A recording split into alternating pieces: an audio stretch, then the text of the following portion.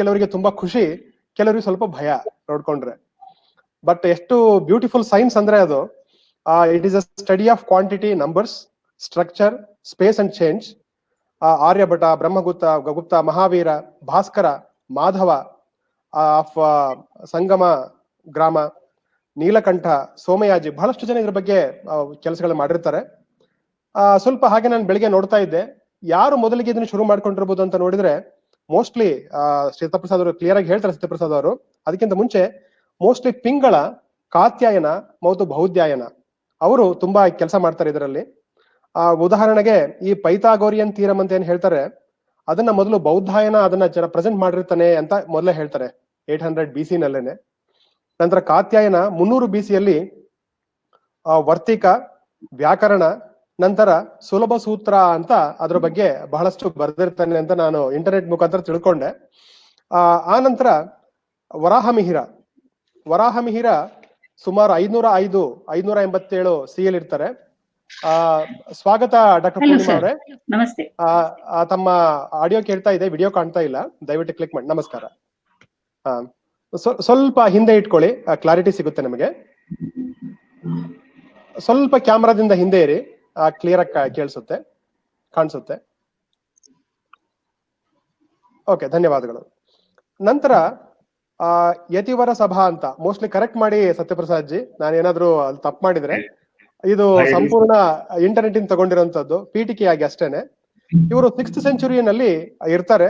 ಅವರ ಕೊಡುಗೆ ತುಂಬಾ ಇದೆ. And he wrote a book called as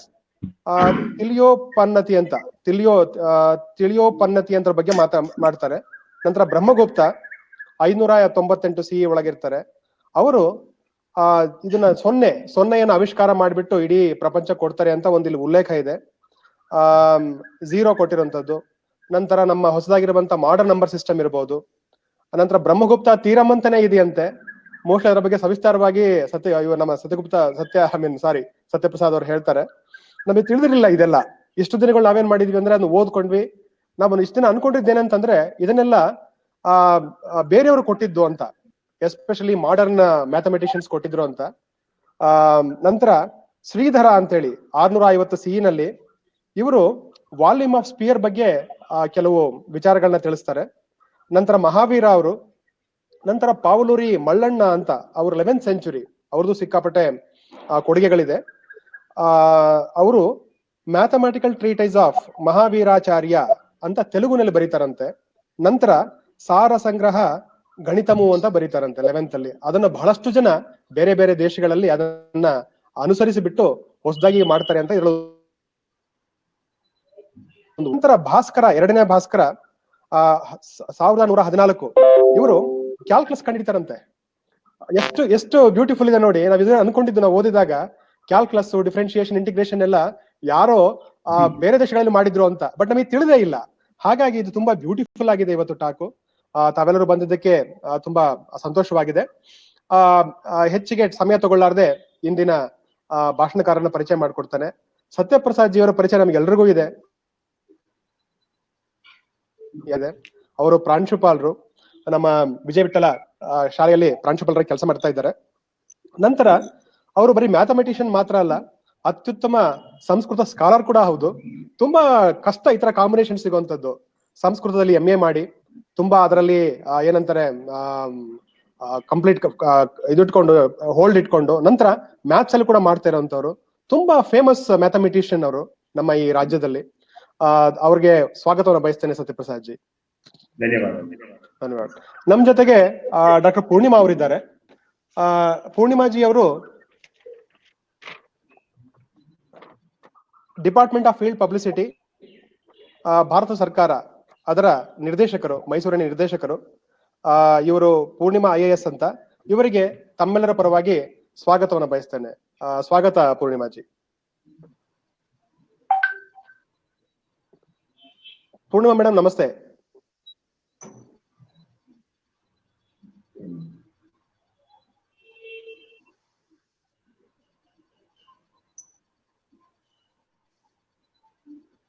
sir ನಾನು ಕೇಳಿಸ್ತಾ ಇದ್ದೀರಾ? ನನಗೆ ಕೇಳಿಸ್ತಾ ಇದೆ ಸರ್, ಆಡಿಬಲ್. ಮೇಡಮ್ ಅಂತ ಹೇಳಬೇಕು. ಓಕೆ, ಪೂರ್ಣಿಮಾ ಮೇಡಮ್ ಅವರಿಗೆ ಮೇಡಮ್ ತಮಗೆ ಕೇಳಿಸ್ತಾ ಇದೆಯಾ ಮಾತಾಡ್ತಾ ಇರೋದು? ಪೂರ್ಣಿಮಾ ಮೇಡಮ್. ಓಕೆ, ಎಲ್ಲ ಸಮಸ್ಯೆ ಇದೆ ಅನ್ಸುತ್ತೆ. ಸೊ ಅದರಿಂದ ಹೆಚ್ಚಿಗೆ ಸಮಯ ತಗೊಳ್ಳಾರ್ದೆ ದಯವಿಟ್ಟು ಒಂದು ಈ ವಿಷಯದ ಬಗ್ಗೆ ಭಾಷಣ ಮಾಡಿ ಅಂತ ಕೇಳ್ಕೊತೇನೆ ಸತ್ಯಪ್ರಸಾದ್ ಅವರು. ಧನ್ಯವಾದಗಳು ಸರ್. ವಸುದೇವ ಸುತಂ ದೇವಂ ಮಂದನಂ ದೇವಕಿ ಪರಮಾನಂದಂ ಕೃಷ್ಣಂ ವಂದೇ ಜಗದ್ಗುರುಂ ಶಂಕರಂ ಶಂಕರಾಚಾರ್ಯಂ ಕೇಶವಂ ಬಾದರಾಯಣಂ ಸೂತ್ರ ಭಾಷ್ಯಕೃತಂ ವಂದೇ ಭಗವಂತೌ ಪುನಃ ಪುನಃ ವಿಶ್ವವಂದಿತ ಪಾದಾಬ್ಜಂ ವಿಶ್ವಸೇವಾ ದುರಂಧರಂ ವಿಶ್ವವಿಶ್ರುತ ಕರ್ಮ ಶರ್ಮಾಣಂ ಭದೇ ವಿಶ್ವೇಶ ಯೋಗಿನಂ. ನಮ್ಮ ಆರಾಧ್ಯ ದೇವ ಕೃಷ್ಣನಿಗೆ ನಮಸ್ತಾ, ಗುರು ಶಂಕರಾಚಾರ್ಯರನ್ನ ಮನಸ್ಸಲ್ಲಿ ಸ್ಮರಿಸ್ತಾ, ನಮ್ಮ ಪೇಜಾವರ ಶ್ರೀಗಳಾದ ವಿಶ್ವೇಶತೀರ್ಥ ಸ್ವಾಮಿಯವರ ಪಾದಾರವಿಂದಕ್ಕೆ ನಮಸ್ಕರಿಸ್ತಾ ನಾನಿವತ್ತು ಮಾತಾಡಕ್ಕೆ ಇಷ್ಟಪಡ್ತೀನಿ. ಇವರು ಡಾಕ್ಟರ್ ಜೋಶಿ ಅವರು ಆಯೋಜಿಸಿರುವಂತಹ ಈ ಒಂದು ಏನು ಉಪನ್ಯಾಸ ಮಾಲಿಕೆ ಇದೆ, ಇವತ್ತು ನನಗೆ ಒಂದು ಅವಕಾಶ ಸಿಕ್ಕಿದೆ ಮಾತಾಡಕ್ಕೆ. ನನ್ನ ಒಂದು ವಿಷಯ ಪ್ರಾಚೀನ ಭಾರತದವರ ಗಣಿತಶಾಸ್ತ್ರಕ್ಕೆ ನೀಡಿರುವಂತಹ ಕೊಡುಗೆಗಳು. ಪ್ರಾಚೀನ ಭಾರತದವರು ಗಣಿತ ಕ್ಷೇತ್ರದಲ್ಲಿ ಯಾವ್ಯಾವ ಸಾಧನೆ ಮಾಡಿದ್ದಾರೆ. ನೀವೇ ಹೇಳ್ದಂಗೆ ನಾವೆಲ್ಲಾ ಸಾಧನೆಯನ್ನ ವಿದೇಶಿಯರು ಮಾಡಿದ್ದಾರೆ.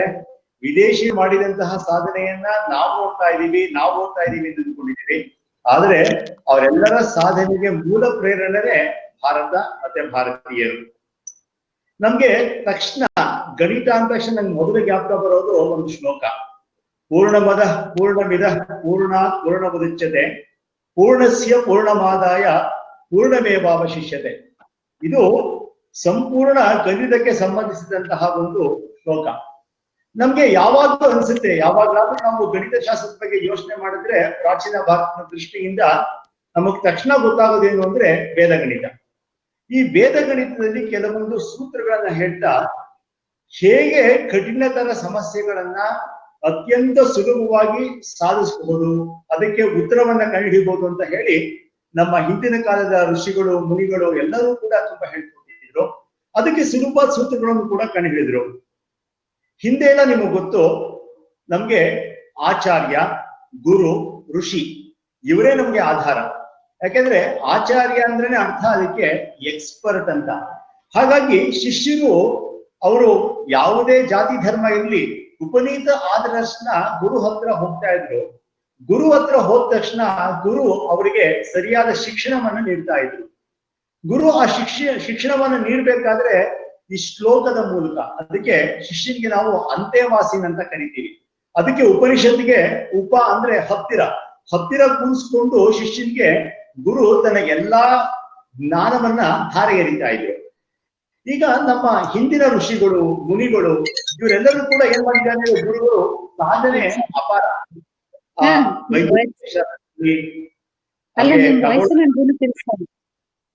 ಲೋಹಶಾಸ್ತ್ರದಲ್ಲಿ ಮತ್ತೆ ವಿಜ್ಞಾನ ಸಾಧನೆ ಚೆನ್ನಾಗಿದೆ, ಏನು ಪ್ರಾಬ್ಲಮ್ ಇಲ್ಲ. ಅದನ್ನೇ ನಾನು ನೋಡ್ಕೊಳ್ತಾ ಇದ್ದೆ. ಅದೇ ನಾನು ಮೊಬೈಲ್ ಅಲ್ಲಿ ಅದೇ ನೀವ್ ಏನ್ ಹೇಳಿದ್ರೆ ನನಗೂ ಕೇಳಿಸ್ಲಿಲ್ಲ. Okay okay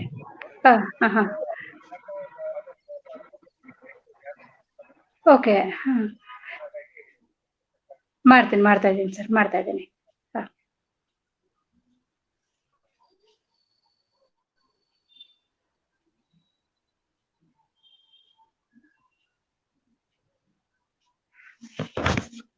Joshi sir continue ಮಾಡ್ಲಾ?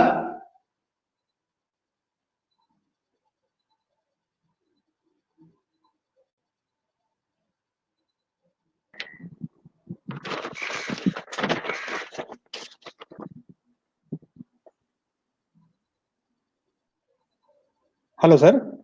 ಸರ್ ಕಂಟಿನ್ಯೂ ಮಾಡ್ಲಾ? ಕಂಟಿನ್ಯೂ ಮಾಡಿ ಸರ್, ಕೇಳಿಸ್ತಾ ಇದೆ ದಯವಿಟ್ಟು. ನಮ್ಮ ಋಷಿಗಳು ಮುನಿಗಳು ಆಚಾರ್ಯರು ಎಲ್ಲಾ ಕ್ಷೇತ್ರದಲ್ಲೂ ಕೂಡ, ವೈದ್ಯಕೀಯ ಕ್ಷೇತ್ರ ಇರ್ಬೋದು, ಖಗೋಳಶಾಸ್ತ್ರ ಇರ್ಬೋದು, ಜ್ಯೋತಿಷ್ ಶಾಸ್ತ್ರ ಇರ್ಬೋದು, ಲೋಹಶಾಸ್ತ್ರ ಇರ್ಬೋದು, ಈ ಎಲ್ಲಾ ಕ್ಷೇತ್ರದಲ್ಲೂ ಕೂಡ ಮತ್ತೆ ವಿಜ್ಞಾನದ ವಿವಿಧ ಭಾಗಗಳಲ್ಲಿ ವಿಶೇಷವಾದ ಸಾಧನೆಯನ್ನ ಮಾಡಿದ್ದಾರೆ. ಈ ಎಲ್ಲಾ ಕ್ಷೇತ್ರದಲ್ಲೂ ಕೂಡ ಈ ಗಣಿತ ಒಂದು ಅವಿಭಾಜ್ಯ ಅಂಗ. ಅದಕ್ಕೆ ಹೇಳ್ತಾರೆ mathematics is the queen of all sciences ಅಂತ. ಹಾಗಾಗಿ ಗಣಿತವಿಲ್ಲದೆ ಯಾವ ಕ್ಷೇತ್ರವೂ ಕೂಡ ಪೂರ್ಣವಾಗಕ್ಕೆ ಸಾಧ್ಯ ಇಲ್ಲ. ಹಾಗಾಗಿ ಗಣಿತಕ್ಕೆ ವಿಶೇಷವಾದ ಪ್ರಾಮುಖ್ಯತೆಯನ್ನ ಕೊಟ್ಟಿದ್ದೀವಿ.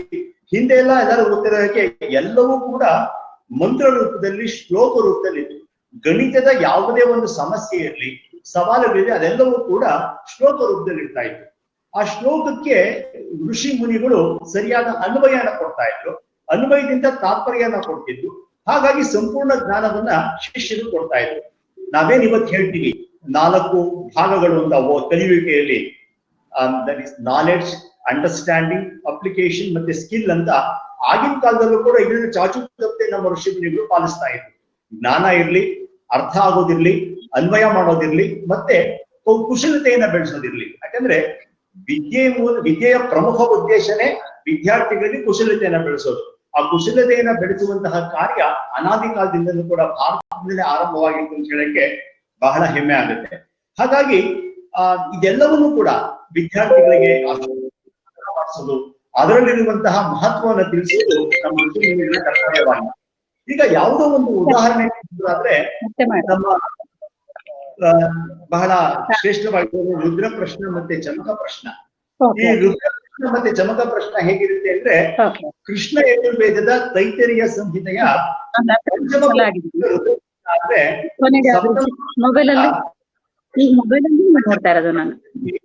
11ನೇ ಅನುವಾದ ಒಂದು ಬರುತ್ತೆ.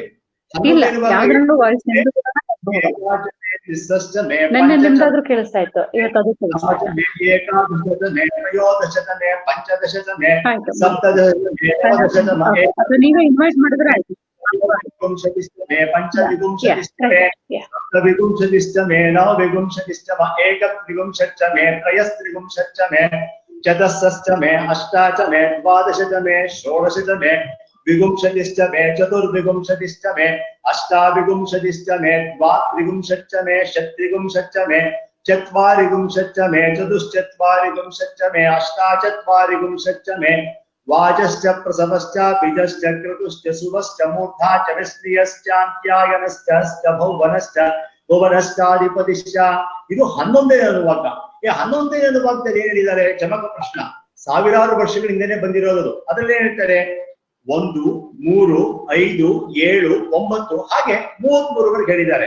ಆನಂತರ 4ರಿಂದ ಹಿಡಿದು 48ರವರೆಗೆ 4, 8, 12, 16 ಹಂಗೆ ಹೇಳಿದ್ದಾರೆ. ಈಗ ನಾವು ತುಂಬಾ ಕೂಲಂಕುಷವಾಗಿ ನೋಡಿದ್ರೆ ಏನ್ ಗೊತ್ತಾಗುತ್ತೆ ಅಂದ್ರೆ, 1, 3, 5, 7 ಇವೆಲ್ಲವೂ ಕೂಡ ನಾವು ಸಮಾಂತರ ಶ್ರೇಣಿ ಅಂತ ಕರೀತೀವಿ. ಅಂದ್ರೆ ಅರ್ಥಮೆಟಿಕ್ ಪ್ರೋಗ್ರೆಷನ್. ಅರ್ಥಮೆಟಿಕ್ ಪ್ರೋಗ್ರೆಷನ್ ಅಲ್ಲಿ ಡಿಫರೆನ್ಸ್ ಕಾನ್ಸ್ಟೆಂಟ್ ಆಗಿರುತ್ತೆ. 3 - 1 2, 5 - 3 2, 7 - 5 2 ಹಾಗೆ. ಅಂದ್ರೆ ಸಮಾಂತರ ಶ್ರೇಣಿಯ ಪರಿಚಯ ನಮ್ಮ ಹಿಂದಿನ ಋಷಿಮುನಿಗಳಿತ್ತು. ಅದೇ ರೀತಿ 4ರಿಂದ ಆರಂಭ ಆದ್ರೆ 4, 8, 12, 16 ಇದು ಕೂಡ ಒಂದು ಸಮಾಂತರ ಶ್ರೇಣಿ. ಆ ಸಮಾಂತರ ಶ್ರೇಣಿಯಲ್ಲಿ ಮೊದಲನೇ ಪದ ಫಸ್ಟ್ 4 ಆದ್ರೆ ಕಾಮನ್ ಡಿಫರೆನ್ಸ್ ಅಂದ್ರೆ ಸಾಮಾನ್ಯ ವ್ಯತ್ಯಾಸ 4 ಆಗಿತ್ತು. ಹೀಗೆ ಆ ಸಮಾಂತರ ಶ್ರೇಣಿ ಬಗ್ಗೆ, ಗುಣೋತ್ತರ ಶ್ರೇಣಿ ಬಗ್ಗೆ, ಹರಾತ್ಮಕ ಶ್ರೇಣಿ ಬಗ್ಗೆ ಅಂದ್ರೆ ಅರ್ಥಮೆಟಿಕ್ ಪ್ರೋಗ್ರೆಷನ್, ಜೆಮೆಟ್ರಿಕ್ ಪ್ರೋಗ್ರೆಷನ್, ಹಾರ್ಮಾನಿಕ್ ಪ್ರೋಗ್ರೆಷನ್ ನ ಒಂದು ಏನ್ ಬೇಸಿಕ್ ಐಡಿಯಾ ಇತ್ತು ನಮ್ಮ ಋಷಿ ಮುನಿಗಳಿಗೆ ಮೊದಲೇ ಇತ್ತು ಅಂತ ಹೇಳಿ ಚಮಕ ಪ್ರಶ್ನೆಯಿಂದ ನಮಗೆ ಗೊತ್ತಾಗುತ್ತೆ. ಹಾಗಾಗಿ ನಾವು ಜ್ಞಾನ ಏನಿದೆ ಅದು ಬಹಳ ಮುಖ್ಯವಾಗಿದ್ದು, ಅದರಲ್ಲಿ ಕುಶಲತೆಯನ್ನು ಬೆಳೆಸುವಂತಹ ಕಾರ್ಯ ಬಹಳ ಮುಖ್ಯ. ಈಗ ಕ್ರಿಸ್ತಪೂರ್ವ 500ರವರೆಗೆ ನೋಡಿದ್ರೆ ಏನ್ ಗೊತ್ತಾಗ್ತಿತ್ತು ನಮ್ಗೆ? ಅಲ್ಲಿ ಗುರು ಶಿಷ್ಯರ ಒಂದು ಅವಿನಾಭಾವ ಸಂಬಂಧ ನಮ್ಗೆ ತುಂಬಾ ಚೆನ್ನಾಗಿ ಗೊತ್ತಾಗ್ತಿತ್ತು. ಗುರು ಶಿಷ್ಯರ ಅವಿನಾಭಾವ ಸಂಬಂಧ ಹೇಗೆ ಅಂದ್ರೆ, ಗುರು ತನ್ನ ಹತ್ರ ಇರುವಂತಹ ಶಿಷ್ಯನಿಗೆ ಸಂಪೂರ್ಣ ದಿನ ಗುರು ಶಿಷ್ಯನ ತನ್ನ ಹತ್ರನೇ ಇಟ್ಕೊಳ್ತಾ ಇದ್ದ, ಜೊತೆಗೆ ತನ್ನಲ್ಲಿರುವಂತಹ ಜ್ಞಾನವೆಲ್ಲ ಅವ್ರಿಗೆ ಧಾರೆ ಎರಿತಾ ಇದ್ದ. ಆದ್ರೆ ಶಿಷ್ಯನು ಕೂಡ ಅಷ್ಟು ಚತುರಮತಿ ಆಗಿರ್ಬೇಕಾಗಿತ್ತು, ಕುಶಲಿ ಆಗಿರ್ಬೇಕಾಗಿತ್ತು. ಶಿಷ್ಯ ಒಂದು ಪಕ್ಷ ಕುಶಲಿ ಆಗದೆ ಇದ್ರೆ ಗುರು ತನ್ನಲ್ಲಿರುವಂತಹ ಎಲ್ಲಾ ವಿದ್ಯೆಯನ್ನು ಅವ್ರು ಹೇಳಕ್ ಸಾಧ್ಯವಾಗ್ತಿರ್ಲಿಲ್ಲ. ಹಾಗಾಗಿ ಆ ಗುರುವಿನಲ್ಲಿರುವಂತಹ ಜ್ಞಾನವನ್ನ ಸಂಪೂರ್ಣವಾಗಿ ವಿದ್ಯಾರ್ಥಿ ಪಡ್ಕೊಳ್ಬೇಕು ಅಂತಿದ್ರೆ ಅವನು ಕುಶಾಗ್ರಮತಿ ಆಗಿರ್ಬೇಕಾಗಿತ್ತು, ಚತುರಮತಿ ಆಗಿರ್ಬೇಕಾಗಿತ್ತು. ಹೀಗೆ ಆಳವಾದ ಜ್ಞಾನವನ್ನ ಶಿಷ್ಯನಿಗೆ ನೀಡೋದನ್ನ ನಾವು ಉಪನಿಷತ್ತುಗಳು, ವೇದದೆಲ್ಲ ನೋಡಿದೀವಿ. ಈಗ 500 ಕ್ರಿಸ್ತಪೂರ್ವ 500ರವರೆಗೆ ಹೀಗಿದ್ರೆ ಆನಂತರ ಏನಾಯ್ತು ಅಂದ್ರೆ, ನಿಧಾನವಾಗಿ ಯಾವ ಶ್ಲೋಕಗಳಿಂದ ಅದನ್ನ ದಾಖಲೆ ಮಾಡಕ್ ಶುರು ಮಾಡಿದ್ರು. ನಮಗೆ ದೇವನಾಗಿರಿ ಲಿಪಿ ಬರಕ್ಕಿಂತನೂ ಕೂಡ ಮುಂಚೆ ಭಕ್ಷಲಿ ಲಿಪಿನಲ್ಲಿ ನಾವು ಮರದ ತೊಗಟೆಗಳ ಮೇಲೆ ಶ್ಲೋಕಗಳನ್ನ ಬರೆದಿರುವಂತಹ ಐತಿಹ್ಯ ನಮ್ಮಲ್ಲಿದೆ. ಭಕ್ಷಾಲಿ ಲಿಪಿಯಲ್ಲಿ ಬರೀತಿದ್ರು. ಅದರ ಒಂದು ಪ್ರತಿ ಹಸ್ತಪ್ರತಿ ಶಾಸ್ತ್ರಗಳಿಂದ ಅದರ ಮೂಲಕ ಅಧ್ಯಯನ ಮಾಡಿದಾಗ ಹಲವಾರು ವಿಶೇಷವಾದ ಜ್ಞಾನಗಳು, ಜ್ಞಾನ ಭಂಡಾರ ನಮ್ಮ ಪ್ರಾಚೀನ ಸಾಹಿತ್ಯದಲ್ಲಿ ಅಡಗಿದೆ ಅನ್ನೋದು ತುಂಬಾ ಚೆನ್ನಾಗಿ ಗೊತ್ತಾಗ್ತಿದೆ. ನಮ್ಗೆ ಗೊತ್ತು, ನಮ್ಮ ವೇದಗಳು ಏನಿದೆ, ವೇದಗಳು ಜ್ಞಾನದ ಆಗರ.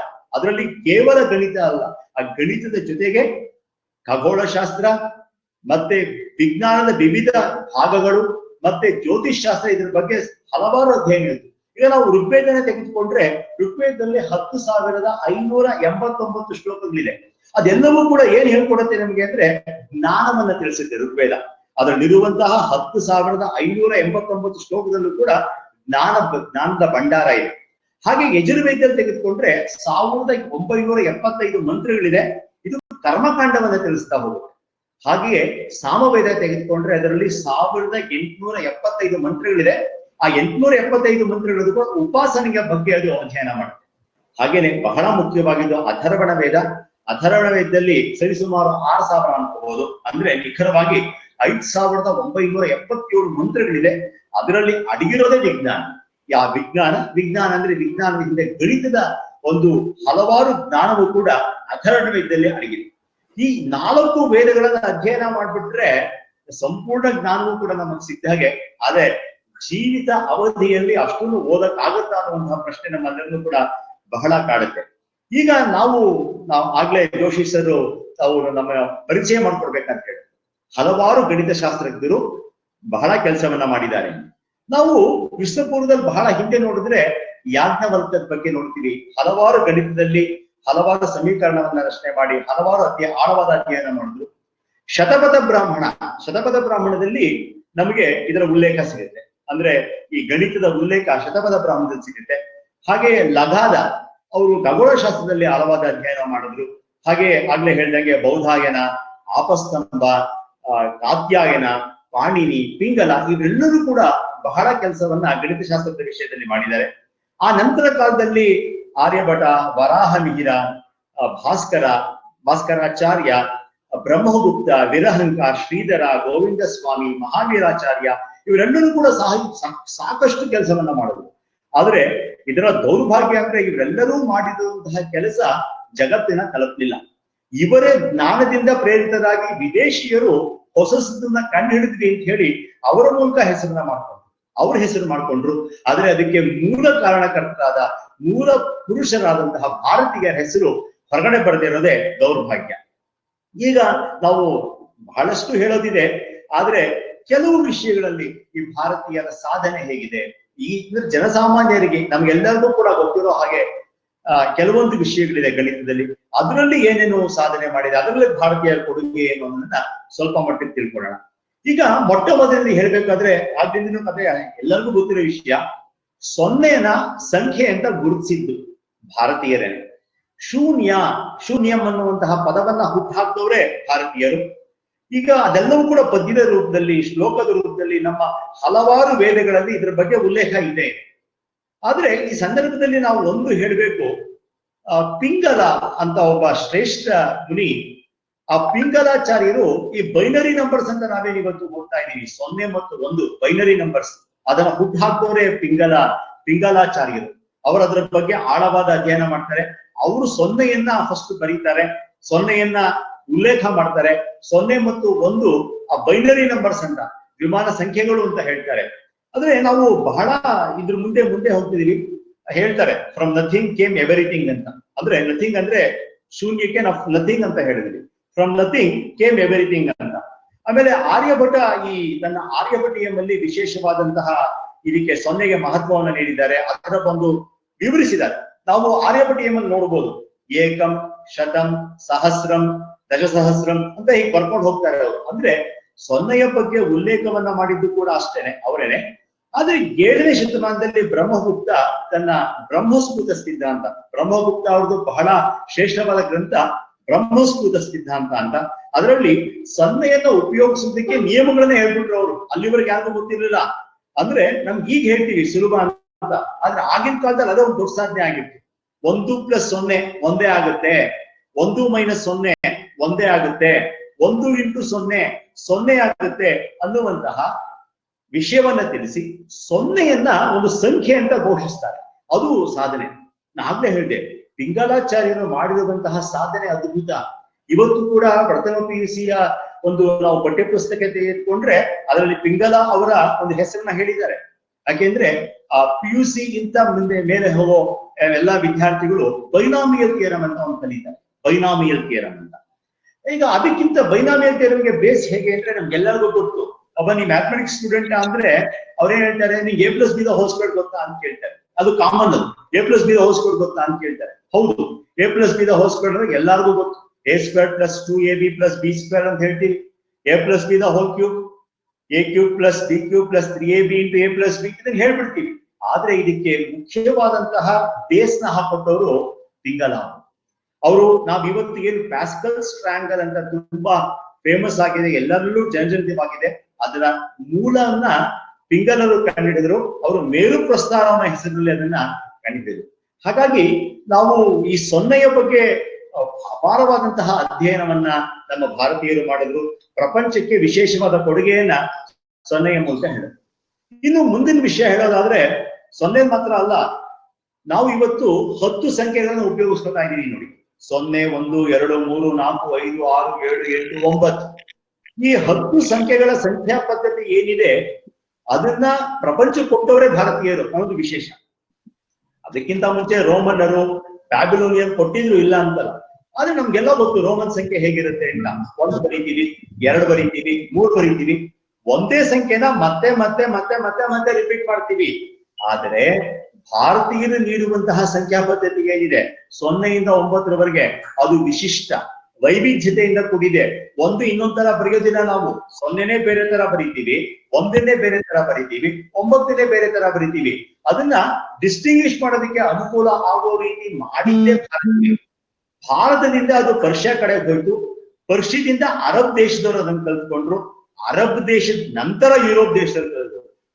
ಅದಕ್ಕೆ ಇವತ್ತು ಪ್ರಪಂಚದಾದ್ಯಂತ ನಾವು ಬರೆಯೋ ಸಂಖ್ಯಾ ಪದ್ಧತಿಯನ್ನ ಯಾವ ಹೆಸರು ಕರಿತೀವಿ ಇವತ್ತು ನಾವು ಅಂದ್ರೆ ಹಿಂದೂ ಅರೇಬಿಕ್ ನ್ಯೂಮರಲ್ಸ್ ಅಂತ ಕರಿತೀವಿ. ನಾವೆಲ್ಲ ಚಿಕ್ಕವರಾಗಿದ್ದಾಗ ಓದ್ತಾ ಇದ್ವಿ, ಹಿಂದೂ ಅರೇಬಿಕ್ ನ್ಯೂಮರಲ್ಸ್ ನ ರೋಮನ್ ನ್ಯೂಮರಲ್ಸ್ ಅಲ್ಲಿ ಬರೀರಿ, ರೋಮನ್ ನ್ಯೂಮರಲ್ಸ್ ನ ಹಿಂದೂ ಅರೇಬಿಕ್ ನ್ಯೂಮರಲ್ಸ್ ಅಲ್ಲಿ ಬರೀರಿ ಅಂತ ಹೇಳ್ತಾ ಇದ್ರು. ಅಂದ್ರೆ ಹಿಂದೂ ಅರೇಬಿಕ್ ನ್ಯೂಮರಲ್ಸ್ ಇಷ್ಟು ವಿಶಿಷ್ಟ ವೈವಿಧ್ಯಮಯವಾದಂತಹ ಸಂಖ್ಯಾ ಪದ್ಧತಿಯನ್ನ ಮೊದಲಿಗೆ ಕೊಟ್ಟಿದ್ದೇ ಭಾರತೀಯರು.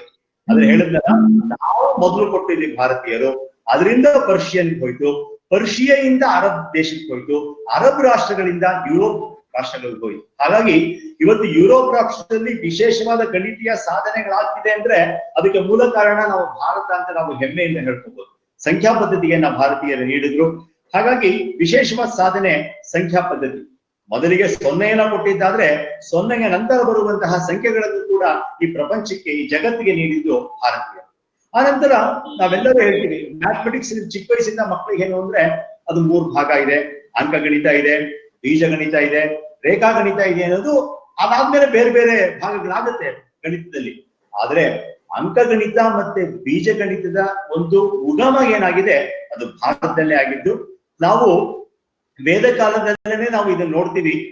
ಈ ಪವರ್ಸ್ ಆಫ್ 10 ಬಗ್ಗೆ ತುಂಬಾ ಅಧ್ಯಯನ ಮಾಡಿದ್ದಾರೆ ಭಾರತೀಯರು. ಪವರ್ಸ್ ಆಫ್ 10 ನಾವು ನೋಡ್ತಿರ್ತೀವಿ ಬೌದ್ಧ ಗ್ರಂಥಗಳಲ್ಲಿ 10⁴21 10ರ ಘಾತ 421 ಇದರ ಬೆಲೆಯನ್ನು ಕೂಡ ಕಂಡು ಹಿಡಿದ್ದಾರೆ. ಅಂದ್ರೆ ನಮ್ಮ ಚತುರತೆ ಎಷ್ಟಿತ್ತು ನೋಡ್ಕೊಳ್ಳಿ ಭಾರತೀಯರು. 10ರ ಘಾತ 421 ಇದರ ಬೆಲೆಯನ್ನು ಕೂಡ ವಿಧಾನಗಳನ್ನ ಹೇಳಿದ್ದಾರೆ ಬೌದ್ಧ ಗ್ರಂಥಗಳಲ್ಲಿ.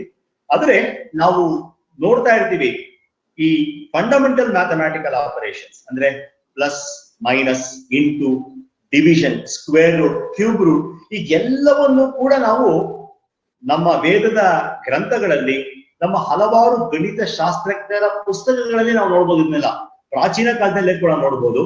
ಆದ್ರಿಂದ 10ರ ಬಗ್ಗೆ ಅಂದ್ರೆ ಬೇಸ್ ಸಿಸ್ಟಮ್ ಅಂತ ಏನ್ ಕರಿತೀವಿ ಅದೆಲ್ಲವನ್ನು ಕೂಡ ಭಾರತೀಯರೇ ಕಂಡುಹಿಡಿದ್ರು. ಇದರಿಂದ ನಮ್ಮ ವಿಜ್ಞಾನಕ್ಕೂ ಕೂಡ ಉಪಯೋಗ ಆಯಿತು. ಈಗ ಮುಖ್ಯವಾಗಿ ರಸಾಯನ ಶಾಸ್ತ್ರದಲ್ಲಿ ಪರಮಾಣುವಿನ ಗಾತ್ರ ಕಂಡುಹಿಡಿಬೇಕಲ್ಲ, ಆ ಪರಮಾಣುವಿನ ಗಾತ್ರವನ್ನ ತುಂಬಾ ಚೆನ್ನಾಗಿ ಆಗಿನ ಕಾಲದಲ್ಲಿ ಯಾವುದೇ ತರ ಬೇರೆ ಬೇರೆ ಸಲಕರಣೆಗಳಿರಲಿಲ್ಲ ಕಂಡುಹಿಡಿಬೇಕು. ಆದ್ರೂ ಕೂಡ ಬರೀ ಸ್ಥೂಲವಾಗಿ ನೋಡೇನೆ ಪರಮಾಣುವಿನ ಸೈಜ್ ಗಾತ್ರವನ್ನ ನಮ್ಮ ಭಾರತೀಯ ವಿಜ್ಞಾನಿಗಳು, ಗಣಿತ ಶಾಸ್ತ್ರಜ್ಞರು ತುಂಬಾ ಚೆನ್ನಾಗಿ ಕಂಡುಹಿಡಿದ್ರು. ಅದರಿಂದ ಮುಂದೆ ಹೇಳ್ಬೇಕು ಅಂತ ಹೇಳಿದ್ರೆ ಭಾಸ್ಕರ 2 ಅಂದ್ರೆ ಭಾಸ್ಕರಾಚಾರ್ಯನ್ಗೆ ಭಾಸ್ಕರ 2 ಎರಡನೇ ಭಾಸ್ಕರ ಅಂತ ಕರಿತೀವಿ. ಅವರು ತಮ್ಮ ಸಿದ್ಧಾಂತ ಶಿರೋಮಣಿಯಲ್ಲಿ ಹಲವಾರು ವಿಷಯಗಳನ್ನ ಹೇಳಿದ್ದಾರೆ. ನಾವೇನು ಇವತ್ತು ವೇರಿಯೇಬಲ್ಸ್ ಮತ್ತೆ ಕಾನ್ಸ್ಟೆಂಟ್ಸ್ ಅಂತ ಹೇಳ್ತೀವಿ, ಅಂದ್ರೆ ಚರಾಕ್ಷರಗಳು ಮತ್ತೆ ನಿಯತಾಂಕಗಳು, ಅದೆಲ್ಲವನ್ನು ಕೂಡ ನಾವು ಭಾಸ್ಕರ ಭಾಸ್ಕರಾಚಾರ್ಯರ ಆ ಸಿದ್ಧಾಂತ ಶಿರೋಮಣಿಯಲ್ಲಿ ನೋಡ್ಬೋದು. ಹಾಗೆಯೇ ನಾವು ಇವತ್ತೇನು ಪಾಲಿನಾಮಿಯಲ್ಸ್ ಹೇಳ್ತೀವಿ, ಬಹುಪದ ಉತ್ಪನ್ನಗಳು ಅಂತ ಹೇಳ್ತೀವಿ, ಪಾಲಿನಾಮಿಯಲ್ಸ್ ಅದ್ರ ಬಗ್ಗೆ, ಆಮೇಲೆ ಸೈಮಲ್ಟೇನಿಯಸ್ ಲೀನಿಯರ್ ಈಕ್ವೇಷನ್ಸ್ ಬಗ್ಗೆ, ಇದೆಲ್ಲದರ ಬಗ್ಗೆ ಕೂಡ ಅಧ್ಯಯನ ನಮ್ಗಿದೆ. ನಾವ್ ಅನ್ಕೊಂಡಿದೀವಿ ಇವತ್ತೆಲ್ಲಾ ಕಂಡಿಡಿದವರು ವಿದೇಶಿಯರು ಅಲ್ಲಿಂದ ಬಂತು ಅಂತ ಹೇಳಿದ್ವಲ್ಲ. ಲೀನಿಯರ್ ಈಕ್ವೇಷನ್ಸ್ ಅಂದ್ರೆ ax plus b is equal to 0 ಭಾರತೀಯರು ಕೊಟ್ಟರು. ವರ್ಗ ಸಮೀಕರಣಗಳು ಕ್ವಾಡ್ರಾಟಿಕ್ ಈಕ್ವೇಷನ್ಸ್ ಅದ್ರದ್ದು ax square plus bx plus c is equal to 0. ಅದಕ್ಕೆ ಸಿದ್ಧಾಂತ ಶಿರೋಮಣಿಯಲ್ಲಿ ನಮ್ಗೆ ಸೂತ್ರ ಇದೆ ಅದಕ್ಕೆ ಕಂಡಿಡಿಯಕ್ಕೆ. x is equal to minus b plus or minus root of b squared minus 4ac by 2a. ಅದು ಸಿದ್ಧಾಂತ ಶಿರೋಮಣಿಯಲ್ಲಿ ನಮ್ಗೆ ಕಾಣುತ್ತೆ.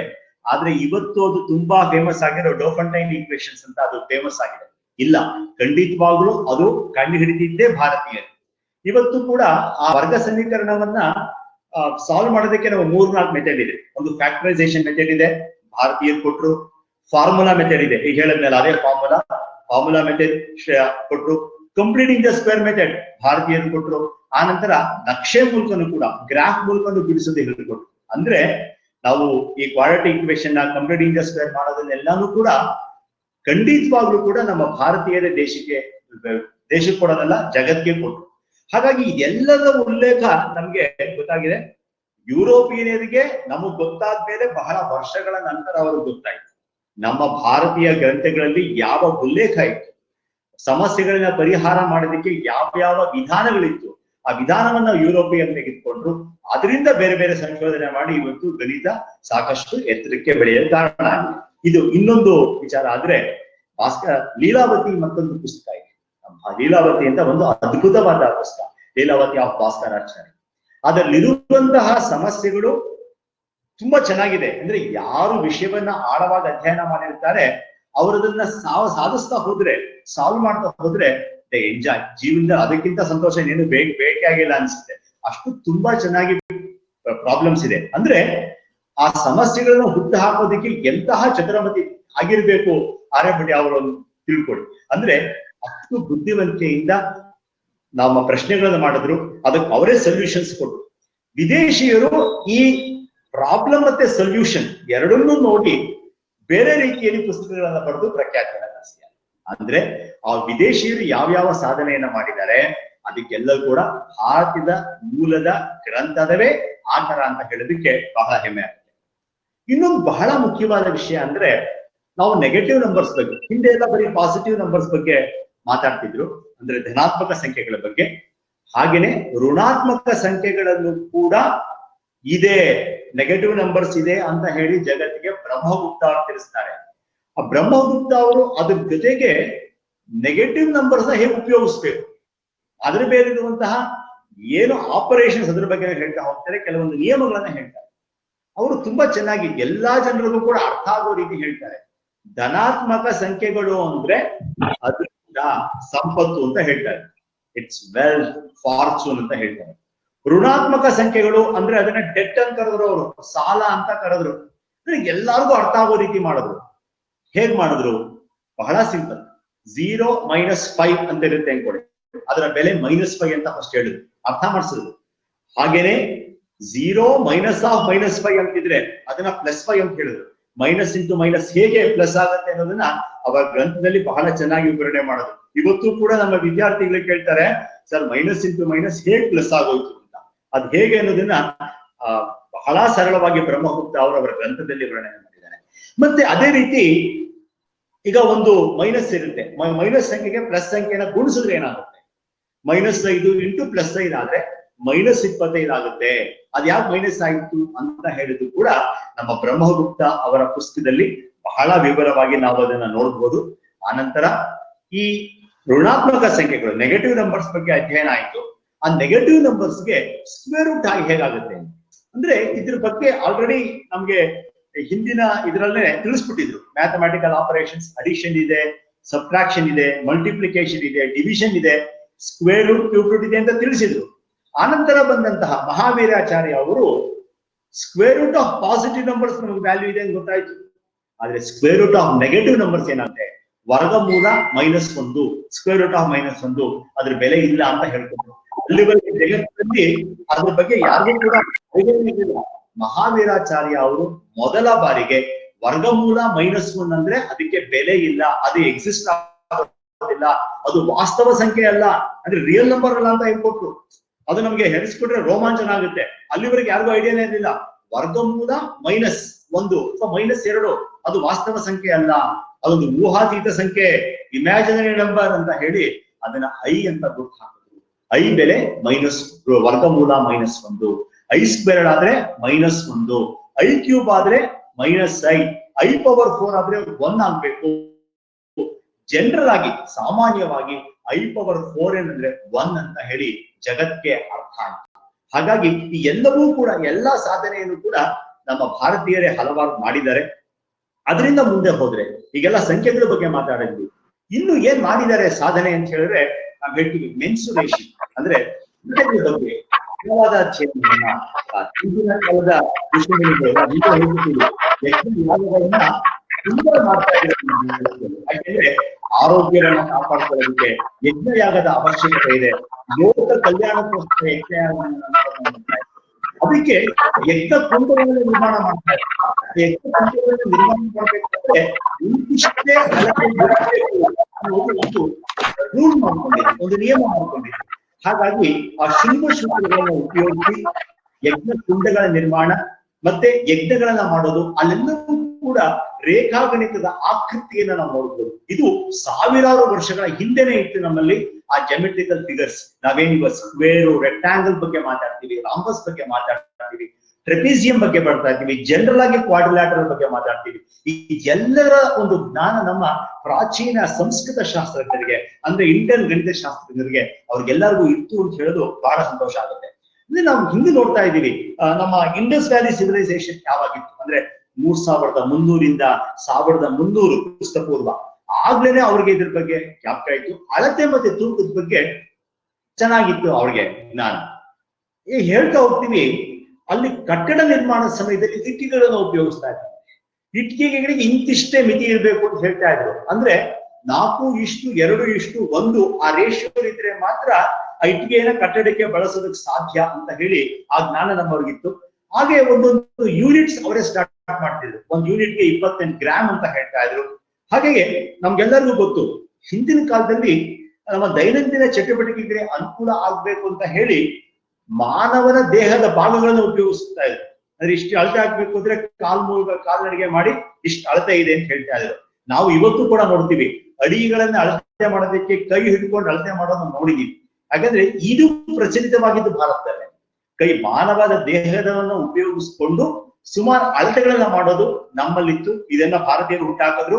ಇದು ಸುಮಾರು ವಿದೇಶಗಳಲ್ಲೂ ಕೂಡ ಇವತ್ತು ಕೂಡ ಪ್ರಚಲಿತವಾಗಿದ್ದೇ ಇದೆ. ಆಗ ಕೆಲವೊಂದು ಯೂನಿಟ್ಸ್ ಹೇಳಿದ್ರು. ಎಷ್ಟು ಭಾರತೀಯರು ಬುದ್ಧಿವಂತರು ಅಂದ್ರೆ ಹಲವಾರು ಯೂನಿಟ್ಸ್ ನ ಹುಟ್ಟಾಕಿದ್ರು. ನಮಗೆ ತುಲಾಮಾನ ಅಂದ್ರೆ ವೆಯ್ಟ್ ನ ಮೆಷರ್ ಮಾಡೋದಕ್ಕೆ ತುಲಾಮಾನ ಮಾಡಿದ್ರು. ಹಾಗೆ ಟೈಮ್ ನ ಮೆಷರ್ ಮಾಡೋದಕ್ಕೆ ಕಾಲಮಾನ ಅಂತ ಹೇಳಿದ್ರು. ಅದರಿಗೆ ಲೀನಿಯರ್ ಮೆಷರ್ಮೆಂಟ್ ಗೆ ಆವಮಾನ ಅಂತ ಕರೆದ್ರು. ಹೀಗೆ ವೈದಿಕ ಶಿಲ್ಪಸೂತ್ರಗಳನ್ನ ಉಪಯೋಗಿಸಿಕೊಂಡು ಖಗೋಳ ಶಾಸ್ತ್ರದಲ್ಲಿ ಹಲವಾರು ಸಾಧನೆಗಳನ್ನ ಮಾಡಿದ್ದಾರೆ. ಬಹಳ ಸಂತೋಷ ಆಗೋದೇನು ಅಂದ್ರೆ ಆರ್ಯಭಟ ಮತ್ತೆ ನಮ್ಮ ಚಂದ್ರಗುಪ್ತ ಅವರು ಏನು ಸಾಧನೆಯನ್ನ ಮಾಡಿದ್ರು, ಬ್ರಹ್ಮಗುಪ್ತ ಅವ್ರು ಏನ್ ಸಾಧನೆ ಮಾಡಿದ್ರು, ಈ ಭೂಮಿಯ ವ್ಯಾಸವನ್ನ ಯಾವಾಗ ಅತ್ಯಾಧುನಿಕ ಸಲಕರಣೆಗಳು ಇಲ್ವೋ ಆ ಸಮಯದಲ್ಲಿ ಭೂಮಿಯ ವ್ಯಾಸವನ್ನ 12,727 ಅಂತ ಹೇಳಿದ್ರೆ ಬ್ರಹ್ಮಗುಪ್ತ ಅವರು 11,701 ಅಂತ ಹೇಳಿದ್ರು. ಆದ್ರೆ ಇವತ್ತು ಎಲ್ಲಾ ಮಾಡರ್ನ್ ಎಕ್ವಿಪ್ಮೆಂಟ್ಸ್ ಯೂಸ್ ಮಾಡ್ಕೊಂಡು ಮೆಷರ್ ಮಾಡಿದಾಗ ಅದರ ಅಳತೆ 12,742 ಕಿಲೋಮೀಟರ್ ಬಂತು. ಅಂದ್ರೆ ಆ ನಿಖರತೆಗೆ ಎಷ್ಟು ಹತ್ತಿರವಾಗಿದೆ ಅಂತ ಅಷ್ಟು ಪ್ರಚಂಡತೆ ನಮ್ಮಲ್ಲಿತ್ತು. ಹಾಗೆ ಚಂದ್ರನ ವ್ಯಾಸ ಕಂಡಿಡಿದ್ರು. ದ ಡಯಾಮೀಟರ್ ಆಫ್ ಮೂನ್ 3,804 ಅಂತ ಆರ್ಯಭಟ ಅವರು ಹೇಳಿದ್ರೆ ಬ್ರಹ್ಮಗುಪ್ತ ಅವರು 3,864 ಅಂತ ಹೇಳಿದ್ರು. ಆದ್ರೆ ಅದು ನಿಖರತೆ ಈಗ ಗೊತ್ತಾಗ್ತಿದೆ 3,474 ಕಿಲೋಮೀಟರ್ ಅಂತ. ಅಂದ್ರೆ ನಿಖರತೆಗೆ ಬಹಳ ಹತ್ತಿರವಾಗಿರೋ ರೀತಿ ನಮ್ಮ ಆಗಿನ ಕಾಲದ ಗಣಿತ ಶಾಸ್ತ್ರಜ್ಞರು ಬರೀ ಕಣ್ಣಿಂದನೇ ಎಲ್ಲವನ್ನು ಕೂಡ ಅಳತೆ ಮಾಡ್ತಾರೆ. ಇದು ನಮಗೆ ಗೊತ್ತಿರೋ ವಿಷಯ. ಇದು ತೂಕ ಮಾಡತೆ ಅಳತೆ ಬಗ್ಗೆ ಇನ್ನೊಂದು ಅದ್ಭುತವಾದ ಸಾಧನೆ ಇದೆ. ನಾವೆಲ್ಲರೂ ಕೂಡ ಪೈನ ಬೆಳೆಸ್ತೀವಿ. ಪೈ ನಮ್ಗೆಲ್ಲರಿಗೂ ಕೂಡ ಕಡಿದೀವಿ. ಪೈ 22/7 ಅದ್ರ ವ್ಯಾಲ್ಯೂ 3.14. ಈಗ ಹೇಳ್ತಾ ಇದ್ದೀವಿ. ಪೈ ಡೆಫಿನಿಷನ್ ನ ನಾವು 1200 BC ಶುಕ್ಲ ಯಜುರ್ವೇದದಲ್ಲಿ ಆಗ್ಲೇ ಹೇಳಿದೆ, ನಂಬರ್ ಸಿಸ್ಟಮ್ ಅಲ್ಲಿ ಕೃಷ್ಣ ಯಜುರ್ವೇದದಲ್ಲಿ ಹೇಗೆ ತಿಳ್ಕೊಂಡಿದ್ರು ಶುಕ್ಲ ಯಜುರ್ವೇದದಲ್ಲೂ ಕೂಡ ಇದರ ಒಂದು ಇದ್ರ ಬಗ್ಗೆ ತಿಳ್ಕೊಂಡಿದ್ರು 1200 BC ಅಂದ್ರೆ ಕ್ರಿಸ್ತಪೂರ್ವದಲ್ಲಿ. ಆಗ ಅವರು ಏನ್ ಹೇಳ್ತಾ ಹೋದ್ರು, ಎನಿ ನಂಬರ್ ಡಿವೈಡ್ ಬೈ 0, ಯಾವುದೇ ಒಂದು ಸಂಖ್ಯೆಯನ್ನ 0ಯಿಂದ ಡಿವೈಡ್ ಮಾಡಿದ್ರೆ, ಭಾಗಿಸಿದ್ರೆ ಅದರ ಬೆಲೆ ಇನ್ಫಿನಿಟಿ ಆಗಿರುತ್ತೆ ಅಂತ ಹೇಳಿದ್ರು.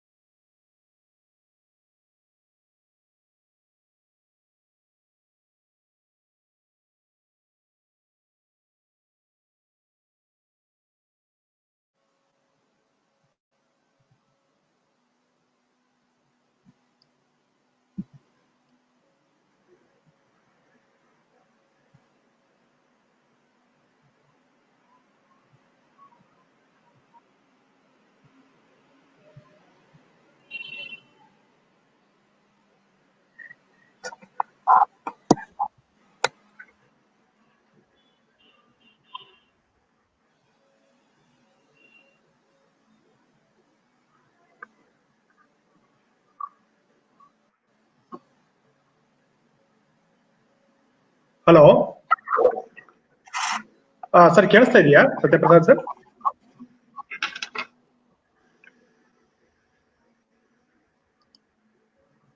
ಹಲೋ ಪೂರ್ಣಿಮಾಜಿ, ನಮಸ್ಕಾರ. ನಮಸ್ಕಾರ. ಸತ್ಯಪ್ರಸಾದ್ ಸರ್ ಯಾಕೋ ವಾಯ್ಸ್ ಇದಾಯ್ತು ಅನ್ಸುತ್ತೆ. ಅದೇನೋ ಸ್ವಲ್ಪ ಟೆಕ್ನಿಕಲ್ ಎರರ್ ಆಗಿರ್ಬೋದು ಅಂತ ನಾನು ಅನ್ಕೊಳ್ತಾ ಇದ್ದೀನಿ. ಬಟ್ ಅದ್ಭುತವಾಗಿ ಮಾತಾಡ್ತಾ ಇದ್ರು ಅವರು, ಅದ್ಭುತವಾದಂತ ವಿಷಯಗಳನ್ನ ಹೇಳ್ತಿದ್ರು. ಭಾರತೀಯ ಪರಂಪರೆಯಲ್ಲಿ ಹೇಗೆ ಗಣಿತಶಾಸ್ತ್ರ ಹುಟ್ಟಿ ಬೆಳೆದಿದೆ ಅನ್ನುವಂಥದ್ದನ್ನೇ ತೋರಿಸ್ಕೊಡ್ತಾ ಇದ್ರು. ಪ್ರಪಂಚಕ್ಕೆ ಒಂದು ಮಾದರಿಯಾದಂತಹ ಒಂದು ಬೇಸ್ ಇತ್ತು ನಮ್ಮಲ್ಲಿ ಅನ್ನೋದನ್ನ ಹೇಳ್ತಾ ಇದ್ರು. ಅವರು ವಾಪಸ್ ಬರ್ತಾರೆ ಬೇಗ ಅಂತ ನಿರೀಕ್ಷೆಯಲ್ಲಿದ್ದೀವಿ.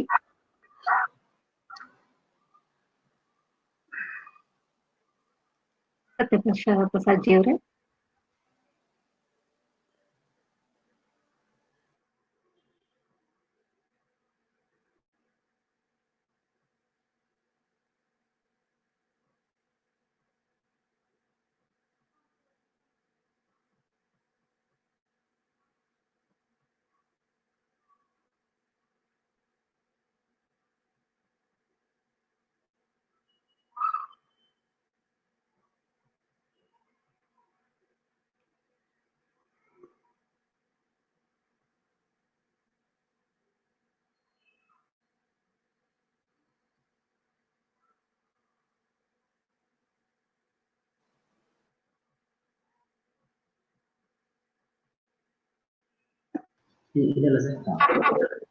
Hello, sir. Is it clear, sir? Hello. ನಮಸ್ಕಾರ ಸರ್. ನಮಸ್ಕಾರ madam. I will continue. Okay, ನಿಮ್ಮ ಧ್ವನಿ ಕೇಳ್ತಾ ಇದೆ, ಮಾತಾಡಿ ಸರ್. ನಮ್ಮ ಇನ್ಫಿನಿಟಿ ಅಂದ್ರೆ anything divide by 0 is infinity ಅಂತ ನಮ್ಮ ಪ್ರಾಚೀನ ಗಣಿತ ಶಾಸ್ತ್ರಜ್ಞರು ಹೇಳಿದ್ದಾರೆ. ಕನ್ನಡದಲ್ಲಿ ಇನ್ಫಿನಿಟಿಗೆ, ಸಂಸ್ಕೃತದಲ್ಲಿಗೆ ಅನಂತ ಅಂತ ಹೇಳ್ತೀವಿ. ನಮ್ಮ ದೇವರೇ ಅನಂತ ಶಯನ. ಹಾಗಾಗಿ ಅನಂತ ಅನ್ನೋ ಕಾನ್ಸೆಪ್ಟ್ ಏನಿದೆ ಭಾರತೀಯರು ಕೊಟ್ಟಿದ್ರು. ಹಾಗಾಗಿ ಇನ್ನೊಂದು ಬಹಳ ಅದ್ಭುತವಾದ ಕಲ್ಪನೆ ನೋಡಿ, ನಮ್ಮ ಹೇಗಾಗಿ ಏನಿದ್ರೆ 1/2.5 ಅಂತ ಗೊತ್ತು ನಮ್ಗೆ, 1/3.33 ಅಂತ ಗೊತ್ತು, 1/4.25 ಅಂತ ಗೊತ್ತು. ಅಂದ್ರೆ ಡಿನಾಮಿನೇಟರ್ ಜಾಸ್ತಿ ಆಗ್ತಿದೆ ಅಂದ್ರೆ ವ್ಯಾಲ್ಯೂ ಕಡಿಮೆ ಆಗ್ತಾ ಹೋಗುತ್ತೆ ಅಂತ ನಮ್ಗೆಲ್ಲರಿಗೂ ಗೊತ್ತು. ಈ ಕಾನ್ಸೆಪ್ಟ್ ನಾವು ಭಾರತೀಯ ಗಣಿತರು ಹೇಗೆ ಹೇಳ್ತಿದ್ರೆ, ಡಿನಾಮಿನೇಟರ್ ತುಂಬಾ ಕಡಿಮೆ ಆಗ್ತಾ ಹೋದ್ರೆ ವ್ಯಾಲ್ಯೂ ತುಂಬಾ ಜಾಸ್ತಿ ಆಗ್ತಾ ಹೋಗುತ್ತೆ. ಡಿನಾಮಿನೇಟರ್ ಕಡಿಮೆ ಆದ್ರೆ ವ್ಯಾಲ್ಯೂ ತುಂಬಾ ಜಾಸ್ತಿ ಆಗುತ್ತೆ. ತುಂಬಾ ಕಡಿಮೆ ಅಂದ್ರೆ ಎಷ್ಟಾಗ್ಬೋದು? 0 ಆಗ್ಬೋದು. ಆ 0 ಆದಾಗ ವ್ಯಾಲ್ಯೂ ತುಂಬಾ ಜಾಸ್ತಿ ಇರುತ್ತೆ. ಅದು ತುಂಬಾ ಜಾಸ್ತಿ ಇರೋ ವ್ಯಾಲ್ಯೂನೇ ಇನ್ಫಿನಿಟಿ ಅಂತ. ಅಂದ್ರೆ ಅನಂತ ಅಂದ್ರೆ ಅದೇ ವ್ಯಾಲ್ಯೂ ಅಂತ. ಈ ಜ್ಞಾನವನ್ನ ನಾವು ಭಾಸ್ಕರಾಚಾರ್ಯ ಅವರ ಪುಸ್ತಕದಲ್ಲಿ ವಿಶೇಷವಾಗಿ ಉಲ್ಲೇಖ ನೋಡ್ತೀವಿ. ಯಾಕಂದ್ರೆ ಭಾಸ್ಕರಾಚಾರ್ಯ ಅವರು ಗಣಿತದ ಎಲ್ಲಾ ಕ್ಷೇತ್ರಗಳಲ್ಲೂ ಕೂಡ ಸಾಧನೆಯನ್ನ ಮಾಡಿದ್ದಾರೆ. ಎಲ್ಲಾ ಕ್ಷೇತ್ರದಲ್ಲೂ ಕೂಡ ಇರುವಂತಹ ಜಟಿಲ ಸಮಸ್ಯೆಗಳಿಗೆ ಪರಿಹಾರವನ್ನು ಸೂಚಿಸಿದ್ದಾರೆ. ಹಾಗಾಗಿ ಇನ್ಫಿನಿಟಿ ಬಗ್ಗೆ ಇವತ್ತು ಕೂಡ ಹಲವಾರು ವಿದ್ಯಾರ್ಥಿಗಳಿಗೆ ತುಂಬಾ ಸಂಶಯ ಇರುತ್ತೆ. ಅದು ಹೇಗ್ ಬರುತ್ತೆ, ಅದೇ ಇನ್ಫಿನಿಟಿ ಆಗೋಯ್ತು ಅಂತ. ಸರಳವಾಗಿ ವಿವರಣೆ ಮಾಡಿದ್ದಾರೆ ಭಾಸ್ಕರಾಚಾರ್ಯ ಅವರು. ಇಷ್ಟೇ ತಿಳ್ಕೊಳ್ಳಿ, ಡಿನಾಮಿನೇಟರ್ ಯಾವಾಗ ತುಂಬಾ ಕಡಿಮೆ ಆಗ್ತಾ ಹೋಗುತ್ತೆ, ವ್ಯಾಲ್ಯೂ ಏನಾಗುತ್ತೆ, ಆ ಫ್ರಾಕ್ಷನ್ಸ್ ಜಾಸ್ತಿ ಆಗ್ತಾ ಹೋಗುತ್ತೆ. ತುಂಬಾ ಕಡಿಮೆ ಅಂದ್ರೆ ಎಷ್ಟಪ್ಪ ಆಗ್ಬೋದು ಅಂದ್ರೆ 0 ಆಗ್ಬೋದು. ಆ 0 ಆದ್ರೆ ಅದರ ವ್ಯಾಲ್ಯೂ ಅನಂತ ಅಂತ ಹೇಳಿ ಅತಿ ಸರಳವಾಗಿ ಭಾಸ್ಕರಾಚಾರ್ಯ ಅವರು ನಮ್ಗೆಲ್ಲ ತಂದಿದ್ದಾರೆ. ಇನ್ನೊಂದು ಅದ್ಭುತ ಹೇಳ್ತೀನಿ ಸ್ನೇಹಿತರೆ, ನಮ್ಮ ಪ್ರಾಚೀನ ಗಣಿತಶಾಸ್ತ್ರಜ್ಞರ ಕೊಡುಗೆ ಅಂದ್ರೆ ಈ ಕ್ಯಾಲ್ಕುಲಸ್, ಕಲನಶಾಸ್ತ್ರ ಅಂತ. ಈ ಕ್ಯಾಲ್ಕುಲಸ್ ಅಂದ್ರೆ mathematical study of continuous change ಅಂತ.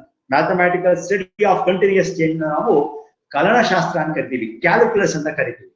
ಈಗ ಏನಾಗಿದೆ ಅಂದ್ರೆ, ನಾವು ಸಿದ್ಧಾಂತ ಶಿರೋಮಣಿ ಅಂತ ಒಂದು ಅದ್ಭುತವಾದ ಪುಸ್ತಕ, ಅದರಲ್ಲಿ ನಾವು ಈ ಕಲನಶಾಸ್ತ್ರದ ಬಗ್ಗೆ ಉಲ್ಲೇಖ ಇದೆ. ಆದ್ರೆ ನಾ ಇವತ್ತು ಕ್ಯಾಲ್ಕುಲಸ್ ಮಕ್ಕಳಿಗೆಲ್ಲ ಕೇಳಿ, ಇವತ್ತು ಯಾರು ಕ್ಯಾಲ್ಕುಲಸ್ ನ ಕಂಡುಹಿಡಿದಿದ್ದು ಅಂದ್ರೆ ಮಕ್ಕಳೆಲ್ಲ ಹೇಳ್ತಾರೆ ಲಿಬ್ನಿಟ್ಸ್ ಮತ್ತೆ ನ್ಯೂಟನ್. ಅಂದ್ರೆ ಇದರ ಒಂದು ಏನ್ ಹೆಸರಿರೋದು ಲಿಬ್ನಿಟ್ಸ್ ಮತ್ತೆ ನ್ಯೂಟನ್ಗಿದೆ, ಆದ್ರೆ ನಮ್ಮ ಭಾರತೀಯ ಗಣಿತಶಾಸ್ತ್ರಜ್ಞರಿಗಿಲ್ಲ. ಆದ್ರೆ ಆರಂಭ ಮಾಡಿದ್ದೇನೆ ಗಣಿತಶಾಸ್ತ್ರ. ನ್ಯೂಟನ್ ಇದನ್ನ ಯಾಕೆ ಕಂಡು ಹಿಡಿದ್ರು ಅಂತ ಹೇಳಿದ್ರೆ, ನಿಮ್ಗೆ ಗೊತ್ತು, ನ್ಯೂಟನ್ ಅವರು ಲಾಸ್ ಆಫ್ ಮೋಷನ್ ಬಗ್ಗೆ ಅಧ್ಯಯನ ಮಾಡಿದ್ರು. ಸ್ಪೀಡ್ ಅಂದ್ರೆ ಜವ ಅಂತ ಕರೆದ್ರು, ವೆಲಾಸಿಟಿ ವೇಗ ಅಂತ ಹೇಳಿದ್ರು, ಆಮೇಲೆ ಡಿಸ್ಪ್ಲೇಸ್ಮೆಂಟ್ ಸ್ಥಾನಪಲ್ಲಟ ಅಂತ ಹೇಳಿದ್ರು, ಆಕ್ಸಲರೇಷನ್ ವೇಗೋತ್ಕರ್ಷ ಅಂತ ಹೇಳಿದ್ರು, ಇದು ಮೊಮೆಂಟಮ್ ಬಗ್ಗೆ, ಇದೆಲ್ಲದ್ರ ಬಗ್ಗೆ ಅಧ್ಯಯನ ಮಾಡ್ಬೇಕಾದ್ರೆ ಅವ್ರಿಗೆ ನ್ಯೂಟನ್ ಅವರಿಗೆ ಗಣಿತಶಾಸ್ತ್ರದ ಅವಶ್ಯಕತೆ ಇದೆ. ಆಗ ಲಿಬ್ನಿಟ್ಸ್ ಜೊತೆ ಸೇರ್ಕೊಂಡು ಕ್ಯಾಲ್ಕುಲಸ್ ನ ಕಂಡು ಹಿಡಿದ್ರು ಅಂತ ಇವತ್ತು ಮಾಡರ್ನ್ ಎಲ್ಲಾ ಪುಸ್ತಕದಲ್ಲೂ ಕೂಡ ಉಲ್ಲೇಖ ಇದೆ. ಆದ್ರೆ ಸಿದ್ಧಾಂತ ಶಿರೋಮಣಿಯಲ್ಲೇನೆ ಇದರ ಒಂದು ಉಲ್ಲೇಖ ಇದೆ.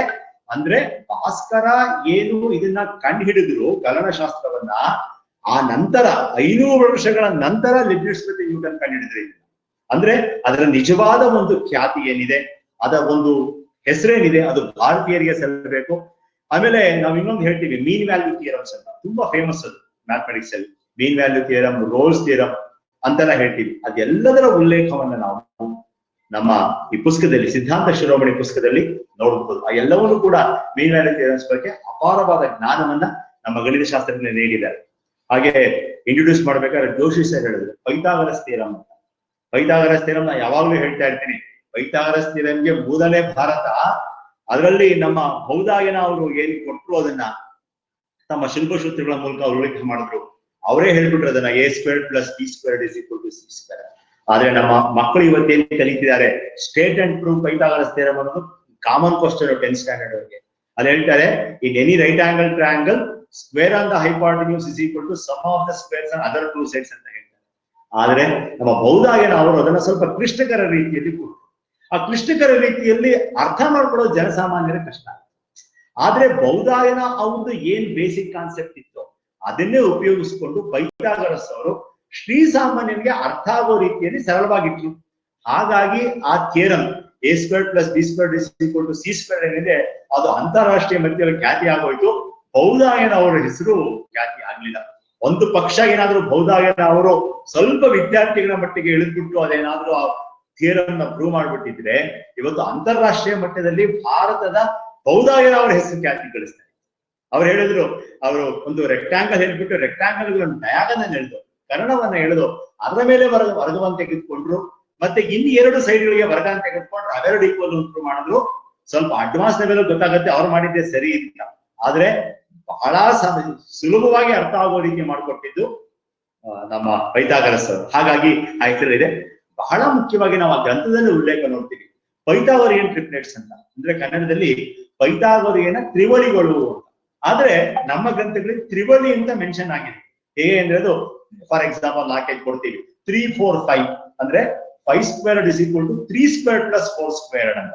ಅಂದ್ರೆ 25 = 9 + 16, 25 = 25. ಇದು ನಮ್ಮ ಗ್ರಂಥದಲ್ಲಿ ಉಲ್ಲೇಖ ಇದೆ, ನಮ್ಮ ಪ್ರಾಚೀನ ಭಾರತದ ಗ್ರಂಥದಲ್ಲಿ ಉಲ್ಲೇಖ ಇದೆ. ಅದೇ ತರ ಇನ್ನೊಂದಿದೆ, 5, 12, 13, 13² = 5² + 12², 169, 169 ಬರುತ್ತೆ. ಇದರ ಉಲ್ಲೇಖ ಇದೆ. ಇದ್ರ ಯಾವುದೇ ಮಲ್ಟಿಪಲ್ ಮಾಡಿದ್ರು ಕೂಡ ಅದು ಪೈಥಾಗೋರಿಯನ್ ತ್ರಿವಳಿ ಆಗುತ್ತೆ. ತ್ರಿವಳಿ ಆಗುತ್ತೆ ನಮ್ಮ ಪ್ರಕಾರ. ತ್ರಿವಳಿ ಪೈಥಾಗರಸ್ ಥಿಯರಮ್ ಬಂದ್ಮೇಲೆ ಅದು ಪೈಥಾಗೋರಿಯನ್ ತ್ರಿವಳಿ ಆಗುತ್ತೆ. ಅದೇ ರೀತಿ 8, 15, 17, 7, 24, 25, 9, 40, 41 ಇದೆಲ್ಲವೂ ಕೂಡ ತ್ರಿವಳಿಗಳು. ಆ ತ್ರಿವಳಿಗಳ ಬಗ್ಗೆ ಈ ಲಂಬೋಕೋನ ತ್ರಿಭುಜ, ರೈಟ್ ಆಂಗಲ್ ಟ್ರಯಾಂಗಲ್ ನಲ್ಲಿ ಯಾವ್ದು ಸೈಡ್ಸ್ ಆಗಿರುತ್ತೆ ಅದನ್ನ ನಾವು ಟ್ರಿಪ್ಲೆಟ್ಸ್ ಅಂತ ಕರಿತೀವಿ. ಆ ಟ್ರಿಪ್ಲೆಟ್ಸ್ ಬಗ್ಗೆ ಕೂಡ ಉಲ್ಲೇಖ ನಾವು ನೋಡ್ಬೋದು. ಹಾಗಾಗಿ ಹಿಂದೆ ನಮ್ಮ ಯಜ್ಞ ಯಾಗಗಳು ಏನ್ ಮಾಡ್ತಾ ಇದ್ರು, ಯಜ್ಞ ಯಾಗಗಳನ್ನ ಮಾಡೋದಕ್ಕೆ ಯಾವ ಯಜ್ಞಕುಂಡಗಳನ್ನ ನಿರ್ಮಿಸ್ತಾ ಇದ್ರು, ಆ ಯಜ್ಞಕುಂಡಗಳೆಲ್ಲವೂ ಕೂಡ ರೇಖಾಗಣಿತೀಯ ಆಕೃತಿಗಳು. ಆ ಆಕೃತಿಯನ್ನ ಬೇಸಾಗಿಟ್ಕೊಂಡು ಹಲವಾರು ರೇಖಾಗಣಿತದ ಸಾಧನೆಗಳು ಇವತ್ತು ನಮ್ಮ ಮುಂದೆ ಬಂದಿದೆ, ಹಲವಾರು ಪ್ರಮೇಯಗಳು ನಮ್ಮ ಮುಂದೆ ಬಂದಿದೆ, ಥಿಯರಮ್ಸ್ ಬಂದಿದೆ, ಪ್ರೂಫ್ಸ್ ಬಂದಿದೆ. ಅದರಿಂದ ಇವತ್ತು ಬಹಳಷ್ಟು ಎತ್ತರೆತ್ತರೆತ್ತರಿಗೆ ಗಣಿತ ಶಾಸ್ತ್ರ ಹೇಳ್ತಾ ಇಲ್ಲ ನಮ್ಮವರೇ ಅಂತ ನಾವು ಘಂಟಾಘೋಷವಾಗಿ ಹೇಳ್ಬೋದು. ಹಾಗೆಯೇ ಇನ್ನೊಂದು ಅದ್ಭುತವಾದ್ದು ಪೈ ಬೆಲೆ. ನಾವು ಪೈ ಬೆಲೆ ಹಿಂದೆ ಇನ್ಫಿನಿಟಿ ಬಗ್ಗೆ ಹೇಳಿದೆ, ಈಗ ಪೈ ಬೆಲೆ. ಈಗ ನಾವು pi C is equal to pi D ಅಂತ ಹೇಳಿದ್ವಿ. C is equal to pi D ಅಂದ್ರೆ ನಮ್ಮ ಭಾರತೀಯರು ವೃತ್ತಾಕಾರವಾದ ಚಿತ್ರವನ್ನ ಬರೀಬೇಕಾದ್ರೆ ಹೇಳಿದ್ರು, ವೃತ್ತಾಕಾರ ಏನಿದೆ ಅದರಲ್ಲಿ ಆ ವೃತ್ತದ ಸುತ್ತಳತೆ ಏನಿದೆ, ಆ ಸುತ್ತಳತೆ ಅದರ ವ್ಯಾಸದ 3ರಷ್ಟಿರುತ್ತೆ ಅಂತ ನಾವು ಹಲವಾರು ಗ್ರಂಥಗಳನ್ನು ನೋಡಿದ್ವಿ. ಅದನ್ನ ಮೊದಲು ಕಂಡುಹಿಡಿದಿದ್ದ ಬೌಧಾಯ ನಾವು. C is equal to pi D ಅಂತ ನಾವೇ ಹೇಳ್ತೀವಿ. Circumference is equal to pi times the diameter ಅಂತ. ಅಂದ್ರೆ C by D is equal to pi. ಇದನ್ನ ಫಸ್ಟ್ ಕಂಡುಹಿಡಿದಿದ್ದು ಭಾರತೀಯರು. ಅಂದ್ರೆ ಯಾವುದೇ ವೃತ್ತ ತೆಗೆದುಕೊಳ್ಳಿ, ಆ ವೃತ್ತದಲ್ಲಿ ಒಂದು ಸುತ್ತಳತೆ ತೆಗೆದುಕೊಳ್ಳಿ, ಆ ಸುತ್ತಳತೆಯನ್ನ ಅದರ ವ್ಯಾಸದಿಂದ ಭಾಗಿಸಿದಾಗ ನಿಮಗೊಂದು ನಿಯತಾಂಕ ಬರುತ್ತೆ, ಒಂದು ಕಾನ್ಸ್ಟೆಂಟ್ ಬರುತ್ತೆ. ಅದರ ವ್ಯಾಲ್ಯೂ 3.14 ಅಂತ ಹೇಳಿ ನಮ್ಮವ್ರು ಕಂಡುಹಿಡಿದ್ರು. ಆಗ ಕಂಪ್ಲೀಟ್ ಮಾಡಿ 3.14 ಬರೀಲಿಲ್ಲ, 3 ಅಂತ ಹೇಳಿದ್ರು, 3 ಟೈಮ್ಸ್ ಅಂತ ಹೇಳಿದ್ರು. ಅಂದ್ರೆ ಅವರು ಅದು ತುಂಬಾ ಚೆನ್ನಾಗಿದೆ. ಒಂದು ಶ್ಲೋಕದಲ್ಲಿ ಹೇಳ್ತಾರೆ, ಒಂದು ಹಳ್ಳ, ವೃತ್ತಾಕಾರದ ಹಳ್ಳ, ಆ ವೃತ್ತಾಕಾರದ ಹಳ್ಳದ ಒಂದು ಸುತ್ತಳತೆ ಏನಿದೆ ಅದರ ವ್ಯಾಸಕ್ಕಿಂತ 3ರಷ್ಟಿರುತ್ತೆ ಅಂತ ಹೇಳಿದ್ರು. ಆದ್ರೆ ಆ ನಂತರ ಆರ್ಯಭಟ್ಟಿಗಿದಲ್ಲಿ ನಾವು ನೋಡಬಹುದು ಒಂದು ಉಲ್ಲೇಖ, ಆ ಪೈ ಬೆಲೆಯನ್ನ 3.1416 ಅಂತ ಹೇಳಿ 4 ದಶಾಂಶಕ್ಕೆ ಸರಿಯಾಗಿ ಹೇಳಿದ್ದಾರೆ ಆರ್ಯಭಟ್ಟಿಯಲ್ಲಿ. ಅಂದ್ರೆ ಅಷ್ಟು ಪರ್ಫೆಕ್ಷನ್ ನಮ್ಮ ಭಾರತೀಯ ಗಣಿತಶಾಸ್ತ್ರಜ್ಞರಿಗೆ ಇತ್ತು. ಅದೇ ರೀತಿ ಇದನ್ನೇ ಮುಖ್ಯವಾಗಿ ಇಟ್ಕೊಂಡು ಭೂಮಿ ಗುಂಡಗಿದೆ ಅಂದ್ರೆ ಹೇಳಿ ಅದರ ಸುತ್ತಳತೆಯನ್ನು ಕೂಡ ಹೇಳ್ತಾರೆ 39,968 ಅಂತ ಆರ್ಯಭಟ್ಟಿಯಲ್ಲಿ. ಅದು ಇವತ್ತು ನೋಡಿದಾಗ ಗೊತ್ತಾಗುತ್ತೆ 39,931 ಪೋಲ್ ಟು ಪೋಲ್ ಡಿಸ್ಟೆನ್ಸ್. ಇವತ್ತೇನು ಆಧುನಿಕ ಸಲಕರಣೆ ಉಪಯೋಗಿಸ್ಕೊಂಡು ಮಾಡಿದರೆ ಅದಕ್ಕೆ ಬಹಳ ಹತ್ತಿರವಾಗಿದೆ. ಅಂದ್ರೆ ಆರ್ಯಭಟ ಅವರ ಸಾಧನೆ ಈ ಪೈ ವಿಚಾರದಲ್ಲೂ ಕೂಡ ವಿಶೇಷವಾಗಿದೆ. ಯಾಕಂದ್ರೆ ನಮ್ಮವ್ರಿಗೆಲ್ಲ ಗೊತ್ತಾಗಬೇಕು, ಈ ಇನ್ಫಿನಿಟಿ ಆಗ್ಲಿ, ಪೈ ಆಗ್ಲಿ, ಅಳತೆ ಮತ್ತೆ ತೂಗಕ್ಕಾಗಿ ಎಲ್ಲವೂ ಕೂಡ ನಂಬರ್ ಸಿಸ್ಟಮ್ ಎಲ್ಲಾನು ಕೂಡ ಭಾರತೀಯರೇ ಕಾರಣ ಅಂತ. ಇನ್ನೊಂದು ಬಹಳ ಮುಖ್ಯವಾಗಿದೆ, ಟ್ರಿಗ್ನಾಮೆಟ್ರಿ ಅಂದ್ರೆ ತ್ರಿಕೋನಮಿತಿ ಅನ್ನುವಂತಹ ಒಂದು ಕಾನ್ಸೆಪ್ಟ್ ಏನಿದೆ ಅದು ಭಾರತದಲ್ಲೇ ಇದ್ದಿದ್ದು. ಅದು ಕೂಡ ಕ್ರಿಸ್ತಪೂರ್ವ 600ನೇ ಶತಮಾನದ ಒಂದು ಪುಸ್ತಕ ಬಂತು, ಸೂರ್ಯ ಸಿದ್ಧಾಂತ ಅಂತ. ಆ ಸೂರ್ಯ ಸಿದ್ಧಾಂತದಲ್ಲಿ ನಾವು ಈ ಟ್ರಿಗ್ನಾಮೆಟ್ರಿಕ್ ಫಂಕ್ಷನ್ಸ್ ಅಂತ ಏನ್ ಹೇಳ್ತೀವಿ, sign, cosine, tangent, cotangent, secant ಮತ್ತೆ ಕೋಸಿಕೆಂಟ್ ಅಂತ, ಇದರ ಒಂದು ಉಲ್ಲೇಖ ಇದೆ. ಅದನ್ನ ಹೇಗೆ ಬಳಸಬೇಕು ಅಂತ ಹೇಳಿದ್ರೆ 5ನೇ ಶತಮಾನದಲ್ಲಿ ಈಗೇನು ಆರ್ಯಭಟೀಯ ಬಂತು, ಆರ್ಯಭಟೀಯದಲ್ಲಿ ಈ ಟ್ರಿಗ್ನಾಮೆಟ್ರಿಕ್ ಫಂಕ್ಷನ್ಸ್ ಒಂದು ಟೇಬಲ್ ಮಾಡೋದು, ಏನೇನು ಯಾವ ಕೋನ ಇದ್ರೆ ಎಷ್ಟೆಷ್ಟು ಬೆಲೆ ಬರುತ್ತೆ ಅನ್ನೋದು ಕೂಡ ಹೇಳಿದ್ರು. ಆನಂತರ 16 ಮತ್ತೆ 17ನೇ ಶತಮಾನದಲ್ಲಿ ಕೇರಳ ಪ್ರದೇಶದವರು ಅಲ್ಲಿನ ಗಣಿತಶಾಸ್ತ್ರಜ್ಞರು ಹಲವಾರು ಕೆಲಸವನ್ನ ಮಾಡಿ ಟ್ರಿಗ್ನಾಮೆಟ್ರಿ ವಿಶೇಷವಾದ ಸಾಧನೆಯನ್ನ ಮಾಡ್ತಾರೆ. ಆಮೇಲೆ ಮೊದಲಿಂದ ನಮ್ಗೆ ಏನಿತ್ತು ಅಂದ್ರೆ ಟ್ರಿಗ್ನಾಮೆಟ್ರಿ ಯಾತಕ್ಕೆ ಬಳಸ್ತಾರೆ, ಯಾತಕ್ಕೆ ಬಳಸ್ಬೇಕಾಯ್ತು ಅಂತ ಹೇಳಿದಾಗ ಆ ಸಿದ್ಧಾಂತ ಸೂರ್ಯ ಸಿದ್ಧಾಂತ ಅಂತ ಬರುತ್ತೆ. ಸೂರ್ಯ ಸಿದ್ಧಾಂತ ಏನ್ ಹೇಳಿದ್ರು ಅಂದ್ರೆ, ಯಾವುದಾದ್ರೂ ವಸ್ತುವಿನ ಎತ್ತರ ಮತ್ತೆ ದೂರ, ಯಾವುದಾದ್ರೂ ಒಂದು ವಸ್ತುವಿನ ಎತ್ತರ ಅಂದ್ರೆ ಇನ್ಎಕ್ಸೆಸಿಬಲ್ ಆಬ್ಜೆಕ್ಟ್ಸ್ ಅಂತ ಏನ್ ಕರೀತೀವಿ, ಕೈಗೆ ಎಟುಕದಂತಹ ವಸ್ತುಗಳು, ಅದರ ಎತ್ತರವನ್ನ ನೀನು ಮೆಷರ್ ಮಾಡ್ಬೇಕಾದ್ರೆ ಟ್ರಿಗ್ನಾಮೆಟ್ರಿ ಬೇಕು ಅಂತ. ಅದೇ ರೀತಿ ಯಾವುದೇ ಒಂದು ವಸ್ತು ತುಂಬಾ ದೂರ ಇರುತ್ತೆ ನಮ್ಮಿಂದ, ಅದರ ದೂರವನ್ನ ಅಳತೆ ಮಾಡೋದಕ್ಕೆ ಟ್ರಿಗ್ನಾಮೆಟ್ರಿ ಬೇಕಾಯ್ತು ಅಂತ ಹೇಳಿ ಉಲ್ಲೇಖ ಇದೆ ನಮಗೆ. ಹಾಗಾಗಿ ಎತ್ತರ ಮತ್ತೆ ದೂರ, ಹೈಟ್ಸ್ ಮತ್ತೆ ಡಿಸ್ಟೆನ್ಸಸ್ಗೋಸ್ಕರ ನಾವು ಟ್ರಿಗ್ನಾಮೆಟ್ರಿಯನ್ನ ಕಂಡು ಹಿಡಿದ್ರು, ಆ ಕಾರಣಕ್ಕೋಸ್ಕರ ಅಂತ. ಈಗ ಆ ಎತ್ತರ ಮತ್ತೆ ದೂರ ಬಿಟ್ಟು ಇನ್ನು ಹಲವಾರು ಅಪ್ಲಿಕೇಶನ್ಸ್ ಟ್ರಿಗ್ನಾಮೆಟ್ರಿಗೆ ಇದೆ. ಅಂದ್ರೆ ಇವತ್ತು ಟ್ರಿಗ್ನಾಮೆಟ್ರಿ ತುಂಬಾ ಅಗಾಧ ಬೆಳೆದಿದೆ, ಅದರಿಂದ ಬೇರೆ ಬೇರೆ ಬ್ರಾಂಚಸ್ ಬಂದಿದೆ. ಆದ್ರೆ ಅದೆಲ್ಲದಕ್ಕೂ ಕೂಡ ಮೂಲ ಕಾರಣ ಭಾರತದಲ್ಲಿ ಆದಂತಹ ಕ್ರಿಸ್ತಪೂರ್ವ 600ನೇ ಶತಮಾನದಲ್ಲೇ ಬಂದಂತಹ ಸೂರ್ಯ ಸಿದ್ಧಾಂತ, ಅಲ್ಲಿ ಉಲ್ಲೇಖ ಆಗಿರೋ ಟ್ರಿಗ್ನಾಮೆಟ್ರಿಕ್ ಫಂಕ್ಷನ್ಸ್ ಅಂತ ಹೇಳ್ತೀವಿ. ಈಗ ನಾನು ಇಷ್ಟು ಕೆಲವೊಂದು ಸಾಧನೆಗಳನ್ನ ಮಾತ್ರ ನಾನು ನಿಮ್ಮ ಮುಂದೆ ಹೇಳಕ್ಕಾಯ್ತು. ಈಗ ಇದು ಏನೊಂದು 4-5 ನಿಮಿಷದಲ್ಲಿ ಮುಗಿಸ್ತೇನೆ. ನಮ್ಮಲ್ಲಿ ತುಂಬಾ ಹೆಸರು ವಾಸಿ ಆದವರು ಹಲವಾರು ಜನ ಇದ್ದಾರೆ. ಒಂದು ಕೀ ಪಾಯಿಂಟ್ಸ್ ತರ ಹೇಳ್ಬಿಡ್ತೀವಿ ನಾವು. ಆರ್ಯಭಟ ಅವರು ಆರ್ಯಭಟೀಯಮನ್ನ ಬರೆದರು. ಇವರು ಕೇವಲ ಗಣಿತಶಾಸ್ತ್ರಜ್ಞರಲ್ಲ, ಒಳ್ಳೆಯ ಖಗೋಳಶಾಸ್ತ್ರಜ್ಞರು, ಅತ್ಯುತ್ತಮ ಭೌತಶಾಸ್ತ್ರಜ್ಞರು, ಅತ್ಯುತ್ತಮ ಜ್ಯೋತಿಷ್ ಶಾಸ್ತ್ರಜ್ಞರು, ಇವರೆಲ್ಲರೂ ಕೂಡ ಆಗಿದ್ರು. ಬಹಳ ಮುಖ್ಯ ಅಂದ್ರೆ ತಮ್ಮ 23ನೇ ವಯಸ್ಸಿನಲ್ಲೇನೆ ಅವರು ಆರ್ಯಭಟೀಯಂನ ಬರೆದು ಈ ಖಗೋಳಶಾಸ್ತ್ರ ಮತ್ತೆ ಗಣಿತವನ್ನ ಸೇರಿಸ್ತಾರೆ. ಆಗ್ಲೇ ಹೇಳಿದೆ, ಕಾನ್ಸೆಪ್ಟ್ ಆಫ್ ಝೀರೋ, ಸೊನ್ನೆಯನ್ನ ಕೊಟ್ಟಿದ್ದವ್ರೇನೆ, ಪೈ ಬೆಲೆಯನ್ನ ನಿಖರವಾಗಿ ಹೇಳಿದವ್ರು ಅವರೇನೆ, ಭೂಮಿಯ ಮಹತ್ವವನ್ನ ಹೇಳಿ ಭೂಮಿ ಗುಂಡಿಗಿದೆ ಅಂತ ಹೇಳಿ, ಮತ್ತೆ ಕೋಪರ್ನಿಕಸ್ ಏನ್ ಹೇಳಿದ್ರು ಅವ್ರಿಗೆ 1000 ವರ್ಷಕ್ಕಿಂತ ಮುಂಚೆನೆ ಭೂಮಿ ಗುಂಡಿಗಿದೆ ಅಂತ ಹೇಳಿ, ಭೂಮಿ ಸೂರ್ಯನ ಅಕ್ಷತ್ರ ತಿರುಗುತ್ತೆ ಅಂತ ಹೇಳಿ, ಇದಕ್ಕೆ ಅದರ ಮಾಡಿ ಗ್ರಹಣದ ಬಗ್ಗೆ ವಿಶೇಷವಾದ ಗಮನವನ್ನ ಕೊಡ್ತಾರೆ. ನಮ್ದೆಲ್ಲ ಒಂದು ಕಾನ್ಸೆಪ್ಟ್ ಇತ್ತು, ಏನು ಅಂದ್ರೆ ರಾಹು ಭೂಮಿಯನ್ನ ನುಂಗ್ಬಿಡ್ತಾನೆ, ಚಂದ್ರನ ನುಗ್ತಾನೆ, ಆಗ ಸೂರ್ಯಗ್ರಹಣ ಆಗುತ್ತೆ, ಚಂದ್ರಗ್ರಹಣ ಆಗುತ್ತೆ ಅಂತ ಹೇಳಿದ್ರು. ಆದ್ರೆ ಯಾವ ಕಾರಣಕ್ಕೋಸ್ಕರ ಗ್ರಹಣ ಆಗುತ್ತೆ ಅಂತ ಹೇಳಿ ಆರ್ಯಭಟ ಅವರೇನೆ ತುಂಬಾ ಚೆನ್ನಾಗಿ ಹೇಳಿದ್ದಾರೆ. ಗ್ರಹಣದ ಬಗ್ಗೆ ಸೂಕ್ತವಾದ ಅಧ್ಯಯನ ಮಾಡಿದ್ದಾರೆ. ಇದು ಅವ್ರ ಸಾಧನೆ. ಮತ್ತೆ ಇನ್ನೊಬ್ರು ಗಣಿತ ಶಾಸ್ತ್ರಜ್ಞರು ನಾವು ಜ್ಞಾಪಿಸ್ಕೊಳ್ಳೇಬೇಕು ಅಂದ್ರೆ ಬ್ರಹ್ಮಗುಪ್ತ 6ನೇ ಶತಮಾನದಲ್ಲಿದ್ದವರು. ಸೊನ್ನೆಯನ್ನ ಇಂದ ಉಪಯೋಗಿಸ್ಕೊಂಡು ಏನೇನ್ ಮಾಡ್ಬೋದು ಅಂತ ನಮ್ಗೆ ಜಗತ್ತು ಹೇಳ್ಕೊಟ್ರು. ಬ್ರಹ್ಮಸ್ಫೂತ ಸಿದ್ಧಾಂತ ಮತ್ತೆ ಖಂಡ ಕಾತ್ಯಕ ಅಂತ 2 ಪುಸ್ತಕವನ್ನ ಬರೀತಾರೆ. ಬಹಳ ಮುಖ್ಯವಾಗಿ ಋಣಾತ್ಮಕ ಸಂಖ್ಯೆಗಳ ಬಗ್ಗೆ ಅಧ್ಯಯನ ಮಾಡಿ ಸೊನ್ನೆಯ ಮೇಲೆ ಯಾವ ಯಾವ ಆಪರೇಷನ್ಸ್ ನಾವು ಮಾಡಬಹುದು ಅನ್ನೋದ್ರ ಬಗ್ಗೆ ಹೇಳ್ತಾರೆ. ಸೊನ್ನೆ ಝೀರೋ ಆಪರೇಷನ್ಸ್ ಆನ್ ಝೀರೋ ಬಗ್ಗೆ ಹೇಳ್ಕೊಡ್ತಾರೆ ಇವ್ರು. ಎರಡನೇ ಮತ್ತೊಬ್ರು ಭಾಸ್ಕರ 1, ಮೊದಲನೇ ಭಾಸ್ಕರ 620 ಅವರು ಕೂಡ 6ನೇ ಶತಮಾನದವರೇನೆ. ಇವರು ದಶಾಂಶದ ವರ್ಣನೆ ಅಂದ್ರೆ ಈ ಸ್ಥಾನ ಬೆಲೆ ಅಂತ ಏನ್ ಕರಿತೀವಿ ಅದ್ರ ಬಗ್ಗೆ ಚೆನ್ನಾಗಿ ಅಧ್ಯಯನ ಮಾಡಿದ್ರು. ಮತ್ತೆ ಶೂನ್ಯದ ಪ್ರತಿಪಾದನೆ ಮಾಡಿ ಸೊನ್ನೆಯನ್ನ ಬಳಕೆ ಮಾಡೋದಕ್ಕೆ ಹೇಗ್ ಮಾಡ್ಬೇಕು ಅನ್ನೋದ್ರ ಬಗ್ಗೆ ನಮ್ಗೆ ಜ್ಞಾನ ಕೊಟ್ರು. ಆ ಕಾಲದಲ್ಲೇ ನಾ ಹೇಳಿದ್ನಲ್ಲ, ಸೂರ್ಯ ಸಿದ್ಧಾಂತದಲ್ಲೇ ಟ್ರಿಗ್ನಾಮೆಟ್ರಿ ಇತ್ತು. ಸೈನ್ ಫಂಕ್ಷನ್ಗೆ ಕರ್ವ್ ಹೇಗ್ ಬರುತ್ತೆ, graphical representation of sine function, cosine function ಇವರು ಕೊಡ್ತಾರೆ. ಗ್ರಾಫ್ ಇವತ್ತೆಲ್ಲ ನಾವು ಅಧ್ಯಯನ ಮಾಡ್ತಿದ್ದೀವಿ ಗ್ರಾಫ್ನ, ಅದನ್ನ ಆ ಕಾಲದಲ್ಲಿ ಅವ್ರು ನೀಡಿದ್ರು. ಆಮೇಲೆ ಈ ಭಿನ್ನ ರಾಶಿಗಳ ಬಗ್ಗೆ ಅಂದ್ರೆ ಫ್ರಾಕ್ಷನ್ಸ್ ಬಗ್ಗೆ ಅಧ್ಯಯನ ಮಾಡಿದ್ರು. ಅದೇ ರೀತಿ ಇವರು 2 ಪುಸ್ತಕ ಬರೀತಾರೆ, ಮಹಾಭಾಸ್ಕರೀಯ ಮತ್ತೆ ಲಘು ಭಾಸ್ಕರೀಯ ಅಂತ. 2 ಕೂಡ ಉತ್ತಮವಾದ ಗ್ರಂಥಗಳು. ಎಲ್ಲವೂ ಕೂಡ ಬ್ರಹ್ಮಗುಪ್ತ ಮತ್ತೆ ಆರ್ಯಭಟ ಅವರ ಆರ್ಯಭಟೀಯವನ್ನು ಆಧಾರವಾಗಿ ಇಟ್ಕೊಂಡು ಹಲವಾರು ಗ್ರಂಥಗಳನ್ನು ರಚನೆ ಮಾಡಿದ್ರು. ಇವರೊಬ್ಬರು ನಾವು ಯಾವಿಸ್ಕೊಳ್ಬೇಕು, ಪ್ರಾತಸ್ಮರಣೀಯರು. ಹಾಗೆ ಮಹಾವೀರಾಚಾರ್ಯ ಅವರು ಬಹಳಷ್ಟು ಸಾಧನೆ ಮಾಡಿದವರು, ಒಬ್ಬ ಜೈನ ಮುನಿ. ಇವರು ಸಾಧನೆ ಮಾಡಿದ್ರು. ಇವ್ರು ಏನ್ ಮಾಡಿದ್ರು ಅಂದ್ರೆ ಮಹಾವೀರಾಚಾರ್ಯ ಅವರು ಯಾವುದನ್ನ ಆರ್ಯಭಟ ಮತ್ತೆ ಬ್ರಹ್ಮಗುಪ್ತ ಹೇಳಿದ್ರು ಆ ಕೃತಿಯಲ್ಲಿರುವಂತಹ ಅಂಶಗಳನ್ನ ತೆಗೆದುಕೊಂಡು ಅತ್ಯಂತ ಸರಳವಾದ ರೀತಿಯಲ್ಲಿ ಜನರ ಬಗ್ಗೆ ಪ್ರತಿಪಾದನೆ ಮಾಡಿದ್ರು. ಅದರಿಂದ ಜನರು ಬಹಳ ಹತ್ತಿರವಾಯಿತು. ಯಾವುದು ಆರ್ಯಭಟೀಯ ಮತ್ತೆ ಬ್ರಹ್ಮಗುಪ್ತ ಅವರ ಕೃತಿಗಳು ಜನರಿಗೆ ಬಹಳ ಹತ್ತಿರ ಮಾಡೋದ್ರಲ್ಲಿ ಮಹಾವೀರಾಚಾರ್ಯ ಪಾತ್ರ ತುಂಬಾ ಇತ್ತು. ಮತ್ತೆ ಈಗ ಒಬ್ಬ ಒಳ್ಳೆ ಜ್ಯೋತಿಷ್ ಶಾಸ್ತ್ರಜ್ಞರು ಮತ್ತೆ ಜ್ಯೋತಿಷ್ ಶಾಸ್ತ್ರ ಮತ್ತೆ ಗಣಿತ 2 ಬೇರೆ ಬೇರೆ ಅಂತ ಹೇಳಿದ್ರು. ಅಂದ್ರೆ ಎರಡಕ್ಕೂ ಮುಖ್ಯ, ಆದ್ರೆ ಎರಡನ್ನೂ ಒಂದೇ ಗ್ರಂಥದಲ್ಲಿ ಸೇರಿಸಿದ್ರೆ 2 ಬೇರೆ ಬೇರೆ ಮಾಡಿದ್ರು. ಆಮೇಲೆ ನಾವೆಲ್ಲ ಹೇಳ್ತೀವಿ ಇದು ಲಘುತ್ತಮ ಸಾಮಾನ್ಯ ಅಪವರ್ತಕ ಅಂದ್ರೆ LCM, least common multiple. Napier ಕಂಡಿಡಿದ್ರು ಅಂತ ಹೇಳ್ತೀವಿ ನಾವು, ಆದ್ರೆ ನೇಪಿಯರ್ ಕಂಡಿಡಿಯಕ್ಕೆ ಬಹಳ ವರ್ಷಗಳ ಹಿಂದೆ ಮಹಾವೀರಾಚಾರ್ಯ ಅವರು LCM ನ ಕಂಡಿಡಿದ್ರು. ಇವರು ಒಂದು ಪುಸ್ತಕ ಬರೀತಾರೆ, ಗಣಿತ ಸಾರ ಸಂಗ್ರಹ ಅಂತ. ಅಂಕಗಣಿತದ ಬೇರೆ ಬೇರೆ ಜ್ಞಾನವನ್ನ ತುಂಬಾ ವಿಶದವಾಗಿ ಬರೆದ್ರು. ಅದೇ ರೀತಿ ನಾವು ಐಡೆಂಟಿಟೀಸ್, ಮ್ಯಾಥಮೆಟಿಕ್ಸ್ ಅಂತ ಅಷ್ಟೇ ಐಡೆಂಟಿಟೀಸ್ ಅಂತೀವಿ, ಅದೇ A+B² A+B³ ಇದ್ರ ಬಗ್ಗೆ ಅಧ್ಯಯನ ಮಾಡಿದ್ರು. ನಾವು ಗಣಿತದಲ್ಲಿ ಈಗ ಕಾಂಬಿನೇಷನ್ಸ್ ಮತ್ತೆ ಪರ್ಮುಟೇಷನ್ಸ್ ಅಂತ ಹೇಳ್ತೀವಿ. ಪರ್ಮುಟೇಷನ್ ಮತ್ತೆ ಕಾಂಬಿನೇಷನ್. ಪರ್ಮುಟೇಷನ್ ಅಂದ್ರೆ ಕ್ರಮಯೋಜನೆ, ಕಾಂಬಿನೇಷನ್ ಅಂದ್ರೆ ವಿಕಲ್ಪಗಳು. ಇದರ ಬಗ್ಗೆ ತುಂಬಾ ವಿಶೇಷವಾದ ಅಧ್ಯಯನ ಮಾಡಿದ್ರು. ಮತ್ತೆ ಕೋನಿಕ್ ಸೆಕ್ಷನ್ಸ್ ಅಂತ ಏನ್ ಕರಿತೀವಿ ನಾವು, ಈ ಪ್ಯಾರಾಬೋಲಾ, ಎಲಿಪ್ಸ್, ಹೈಪರ್ಬೋಲಾ, ಸರ್ಕಲ್, ಇದ್ರ ಬಗ್ಗೆನೂ ಕೂಡ ಅಧ್ಯಯನ ಮಾಡಿ ಸ್ಕ್ವೇರ್ಸ್ ಮತ್ತೆ ಕ್ಯೂಬ್ಸ್ ಬಗ್ಗೆ. ಮತ್ತೆ ನಾಗ್ಲೇ ಹೇಳಿದೆ, square root of negative number imaginary ಆಗುತ್ತೆ, ಅದಕ್ಕೆ ವಾಸ್ತವ ಸಂಖ್ಯೆಯಲ್ಲಿ ಯಾವುದೇ ತರ ಬೆಲೆ ಇಲ್ಲ ಅನ್ನೋದನ್ನು ಕೂಡ ಕಂಡುಹಿಡಿದ್ದಾರೆ ಮಹಾವೀರಾಚಾರ್ಯರು. ಮತ್ತೆ ಇನ್ನೂ ಹಲವಾರು ಸಾಧನೆಗಳು ಅವರ ಹೆಸರಲ್ಲಿದೆ. ಈ ತ್ರಿಭುಜಗಳ ಬಗ್ಗೆ ಆಳವಾದ ಅಧ್ಯಯನ ಮಾಡ್ತಾರೆ.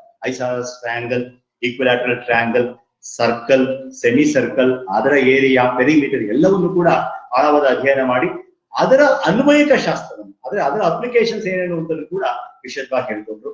ಹಾಗೇನೆ ಭಾಸ್ಕರಾಚಾರ್ಯ ಅವ್ರನ್ನ ಮರೆಯೋ ಹಾಗೆ ಇಲ್ಲ. ಯಾಕಂದ್ರೆ ಪ್ರಾಚೀನ ಗಣಿತ ಶಾಸ್ತ್ರಜ್ಞರಲ್ಲಿ ಅತ್ಯಂತ ಸಾಧನೆ ಮಾಡೋರು ಭಾಸ್ಕರಾಚಾರ್ಯ ಅವರು. ಭಾಸ್ಕರ 2 ಅಂತ ಹೇಳ್ತೀವಿ. ಅವರು ನಾವು ಇವತ್ತೇನು ನ್ಯೂಟನ್ ಅವರು ಗುರುತ್ವಾಕರ್ಷಣ ಶಕ್ತಿಯನ್ನ ಕಂಡುಹಿಡಿದ್ರು ಅಂತ ಹೇಳಿದ್ವಿ, ಅದರ 500 ವರ್ಷಗಳ ಹಿಂದೆನೆ ಗುರುತ್ವಾಕರ್ಷಣ ಶಕ್ತಿ ಇದೆ, ಗ್ರಹಗಳು ಮತ್ತೆ ನಮ್ಮ ಭೂಮಿ ಏನಿದೆ, ಭೂಮಿಯನ್ನು ಸೇರಿದಂತೆ ಹಲವಾರು ಗ್ರಹಗಳಿಗೆ ಒಂದು ಗುರುತ್ವಾಕರ್ಷಣ ಶಕ್ತಿ ಇದೆ ಅಂತ ಹೇಳಿ ನಿರೂಪಣೆ ಮಾಡಿದ್ರು. ಸಿದ್ಧಾಂತ ಶಿರೋಮಣಿಯನ್ನ ಬರೆದ್ರು. ಆಮೇಲೆ ಸಮೀಕರಣಗಳನ್ನ ಸಾಧಿಸೋದಿಕ್ಕೆ, ಅದನ್ನ ಸಾಲ್ವ್ ಮಾಡೋದಿಕ್ಕೆ ಹಲವಾರು ಸರಳವಾದಂತಹ ವಿಧಾನಗಳನ್ನ ಹೇಳ್ಕೊಡ್ತಾ ಹೋದ್ರು ಭಾಸ್ಕರಾಚಾರ್ಯ ಅವರು. ಅಂದ್ರೆ ಭಾಸ್ಕರಾಚಾರ್ಯ ಅವರ ಸಾಧನೆ ಏನಿದೆ ಅತ್ಯದ್ಭುತ. ಆಗ್ಲೇ ಹೇಳಿದೆ, ಗಣಿತದ ಬೇರೆ ಬೇರೆ ವಿಭಾಗದಲ್ಲಿ ತುಂಬಾ ಸಾಧನೆಯನ್ನ ಮಾಡಿದ್ದಾರೆ, ಶ್ರಮವನ್ನ ಮಾಡಿದ್ದಾರೆ. ಆಮೇಲೆ ವರಾಹ ಮೀರ, ಹೀಗೆ ಹಲವಾರು ಜನ ನಾವು ಸಾಧನೆಯನ್ನ ಮಾಡ್ತಾ ಇದ್ದಾರೆ. ಇವತ್ತೇನಾದ್ರೂ ಕೇಳ್ತಾ ಇರ್ತೀವಿ ನಾವು, ಅಂದ್ರೆ ವಿದೇಶಿಯರು ಆ ಸಾಧನೆ ಮಾಡಿದ್ರು, ಗಣಿತದಲ್ಲಿ ಈ ಸಾಧನೆ ಮಾಡಿದ್ರು, ಖಗೋಳಶಾಸ್ತ್ರದಲ್ಲಿ ಮಾಡಿದ್ರು, ಜ್ಯೋತಿಷ್ ಶಾಸ್ತ್ರದಲ್ಲಿ ವಿಶೇಷವಾದ ಪಾಂಡಿತ್ಯವನ್ನ ಪರಿಣಿತಿಯನ್ನ ಹೊಂದಿದ್ದಾರೆ ಅಂತ ಹೇಳಿದ್ರೆ ನಾವು ಅನ್ಕೋಬೇಕಾಗುತ್ತೆ. ಇನ್ವೆನ್ಷನ್ಸ್ ಆಗ್ತಿದೆ ಅಂದ್ರೆ they are nothing but rediscovery of the ancient Indian knowledge ಅಂತ. ಅಂದ್ರೆ ಭಾರತದ ಹಿಂದಿನ ಜ್ಞಾನ ಏನಿದೆ ಅದನ್ನ ಮತ್ತೆ ರೀಡಿಸ್ಕವರ್ ಮಾಡಿ ನಮ್ಮ ಮುಂದೆ ಇಡ್ತಾ ಇದ್ದಾರೆ ಅಂತ. ಹಾಗಾಗಿ ಎಲ್ಲಾ ಸಾಧನೆಯನ್ನು ಕೂಡ ನಮ್ಮ ಭಾರತೀಯರೇ ಮಾಡಿದ್ದಾರೆ. ಹಾಗಾಗಿ ಇಷ್ಟು ಹೇಳಿ ನನ್ನ ಮಾತನ್ನ ಮುಗಿಸ್ತಾ ಇದ್ದೀನಿ ಜೋಶಿ ಸರ್. ಇದು ನಮ್ಮ ಭಾರತೀಯರ ಒಂದು ಸಾಧನೆ ಸರ್. ಈಗ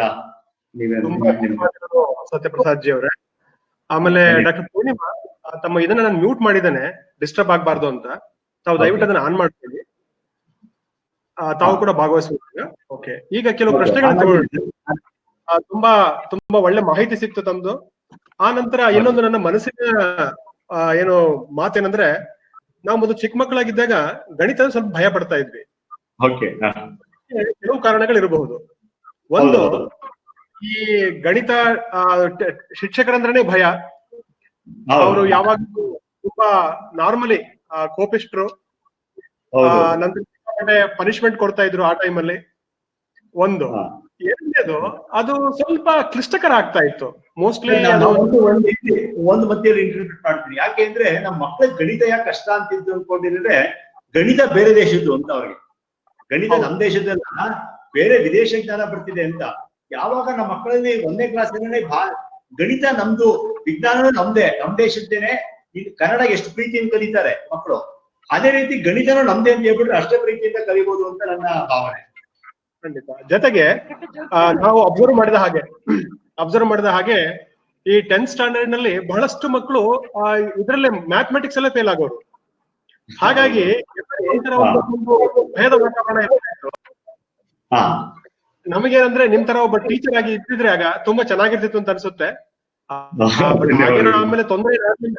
ಗಣಿತ ತುಂಬಾ ಇಂಟ್ರೆಸ್ಟಿಂಗ್ ಅಂಡ್ ಬ್ಯೂಟಿಫುಲ್, ತುಂಬಾ ಚೆನ್ನಾಗಿದೆ. ಒಂದು ಪ್ರಶ್ನೆ ಇದೆ ಪೂಜಾ ವಾದರಾಜ್ ಅವರಿಂದ. ಕೆಲವು ವಿದ್ಯಾರ್ಥಿಗಳಿಗೆ ಗಣಿತ ಎಂದ್ರೆ ಭಯ, ಅವ್ರು ಗಣಿತವನ್ನು ಇಷ್ಟಪಡುವಂತೆ ಮಾಡುವುದು ಹೇಗೆ ಅಂತ. ಓಕೆ, ತುಂಬಾ ಒಳ್ಳೆ ಪ್ರಶ್ನೆ ಸರ್ ಇದು. ಉತ್ತರ ಕೊಡ್ಲಾ? ದಯವಿಟ್ಟು. Okay, okay. ಗಣಿತ ಯಾಕೆ ಕಷ್ಟ ಅಂತ ಹೇಳ್ತಾರೆ ಅಂದ್ರೆ, ಒಂದು ನಮ್ಮ ಮನಸ್ಥಿತಿ, ವಿದ್ಯಾರ್ಥಿಗಳ ಮನಸ್ಥಿತಿ. ಅದಕ್ಕಿಂತ ಮುಖ್ಯವಾಗಿ ಒಳ್ಳೆ ಶಿಕ್ಷಕರ ಅವಶ್ಯಕತೆ ಇವತ್ತಿದೆ ಗಣಿತದ. ಒಳ್ಳೆ ಶಿಕ್ಷಕರ ಅವಶ್ಯಕತೆ ಅಂದ್ರೆ ಯಾವುದೇ ವಿಷಯ ಕಷ್ಟನೂ ಅಲ್ಲ, ಸುಲಭನೂ ಅಲ್ಲ. ಅದು ಕಷ್ಟ ಅಥವಾ ಸುಲಭ ಮಾಡಿಸೋದು ಖಂಡಿತವಾಗ್ಲೂ ಕೂಡ ಆ ಟೀಚರ್ ಮೇಲಿದೆ. ಯಾವ ಒಂದು ನಾವು ಆನ್ಲೈನ್ ಪ್ಲಾಟ್ಫಾರ್ಮ್ ಕಲಿತರೂ ಕೂಡ ಎದುರುಗಡೆ ಟೀಚರ್ ಇಂದ ಕಲಿಸ್ಬೇಕಾಗುತ್ತೆ. ಇದರಲ್ಲಿ ಬಹಳ ಮುಖ್ಯವಾಗಿರೋದು ಯಾವುದೇ ವಿಷಯ ಕಲಿಯಕ್ಕೆ ನಿಮಗೆ ಅದರ ಕಾನ್ಸೆಪ್ಟ್, ಬೇಸಿಕ್ ಕಾನ್ಸೆಪ್ಟ್ ಏನಿದೆ ಅದು ಬಹಳ ಮುಖ್ಯ. ಈಗ ನಂಬರ್ ಬಗ್ಗೆ ನಾವು 1ನೇ ಕ್ಲಾಸಲ್ಲಿ ಕಲಿಸ್ತೀವಿ ಅಂತ ಹೇಳಿದ್ರೆ, ನಂಬರ್ ಯಾತಕ್ಕೋಸ್ಕರ ಬೇಕು ಅನ್ನೋದನ್ನ ಮಕ್ಕಳಿಗೆ ಅರ್ಥ ಮಾಡಿಸ್ಬೇಕು. ನಾವು ಯಾತಕ್ ಬೇಕು ನಂಬರ್ಸ್ ಅಂತ ಅವರಲ್ಲಿ ಒಂದು ಆಸಕ್ತಿಯ ಹುಟ್ಟು ಮಾಡಿದ್ರೆ ಖಂಡಿತವಾಗೋದ್ರಿಂದ ಕಷ್ಟ ಆಗೋದಿಲ್ಲ. ಅದು ನಮ್ಮಲ್ಲಿ ಸಮಸ್ಯೆ ಏನು ಅಂದ್ರೆ, ಫಸ್ಟ್ ನಾವು ಮಕ್ಕಳಲ್ಲಿ ಆಸಕ್ತಿಯನ್ನ ಮೂಡಿಸ್ತಾ ಇಲ್ಲ. ಕಲಿಸ್ಬೇಕು ಅಂತ ಕಲಿಸ್ತಾ ಇದೀವಿ. ಈ ಪಾಠ ಮಾಡಿದ್ವಿ, ಎಕ್ಸಸೈಸ್ ನ ಸಾಲ್ವ್ ಮಾಡಿ ಅಂದ್ರೆ ಮಕ್ಕಳು ಏನ್ ಮಾಡ್ತಾರೆ ಚಿಕ್ಕ ವಯಸ್ಸಲ್ಲಿ. ಇವತ್ತು ಏನ್ ಮಾಡ್ತಾರೆ ಮಕ್ಕಳು ಅಂದ್ರೆ, ಪ್ರಾಬ್ಲಮ್ ನ ಬೈ ಹಾರ್ಟ್ ಮಾಡ್ಕೊಳ್ತಾ ಇದ್ದಾರೆ, ಅರ್ಥ ಮಾಡ್ಕೊಂಡು ಮಾಡ್ತಿಲ್ಲ. ಯಾವಾಗ ಬೈ ಹಾರ್ಟ್ ಮಾಡ್ತಾರೋ ಅದು ಸ್ವಲ್ಪ ದಿನಗಳ ಮಾತ್ರ ನಮ್ಮ ಸ್ಮೃತಿ ಮಟ್ಟದಲ್ಲಿ ಉಳಿಯುತ್ತೆ ಹೊರತು ಪರ್ಮನೆಂಟ್ ಆಗಿ ಉಳಿಯೋದಿಲ್ಲ. ಪರ್ಮನೆಂಟ್ ಆಗಿ ಉಳಿಯೋದಕ್ಕೆ ಏನ್ ಮಾಡ್ಬೇಕು ನಾವು ಶಿಕ್ಷಕರು ಅಂದ್ರೆ, ಒಂದು ವಿಷಯದ ಒಂದು ಐತಿಹ್ಯವನ್ನ ಹೇಳ್ಬೇಕು, ಅದರ ಮಹತ್ವವನ್ನ ಹೇಳ್ಬೇಕು, ಆಸಕ್ತಿಯನ್ನ ಕೆರಳಿಸ್ಬೇಕು. ಮಕ್ಕಳಿಗೆ ಇದನ್ನ ವಿವರವಾಗಿ, ಹೆಚ್ಚಿಗೆ ಸಮಯ ಆದ ಪರವಾಗಿ ವಿವರವಾಗಿ ಹೇಳ್ಕೊಡ್ಬೇಕು. ಆನಂತರ ಹೇಳ್ಕೊಟ್ಟಿದ್ದನ್ನ ನಾವು ಸರಿಯಾದ ಅಭ್ಯಾಸ ಮಾಡ್ತಿದ್ರೆ ಅಂತ ಫಾಲೋ ಮಾಡಿ. ಇದಿಷ್ಟನ್ನು ಮಾಡಿದ್ರೆ ಎಲ್ಲ ಗಣಿತದ ಎಲ್ಲಾ ವಿಷಯಗಳು, ಗಣಿತ ಒಂದೇ ಅಲ್ಲ ಬೇರೆ ಎಲ್ಲವೂ ಕೂಡ ಸುಲಭ ಆಗುತ್ತೆ ಅಂತ ನನ್ನ ಭಾವನೆ. ಧನ್ಯವಾದಗಳು ಸರ್. ಡಾಕ್ಟರ್ ಪೂರ್ಣಿಮಾ ಅವರು, ತಮ್ಗೆ ಅನಿಸಿಕೆಗಳಿದ್ರೆ ದಯವಿಟ್ಟು ಎಕ್ಸ್ಪ್ರೆಸ್ ಮಾಡಬಹುದು.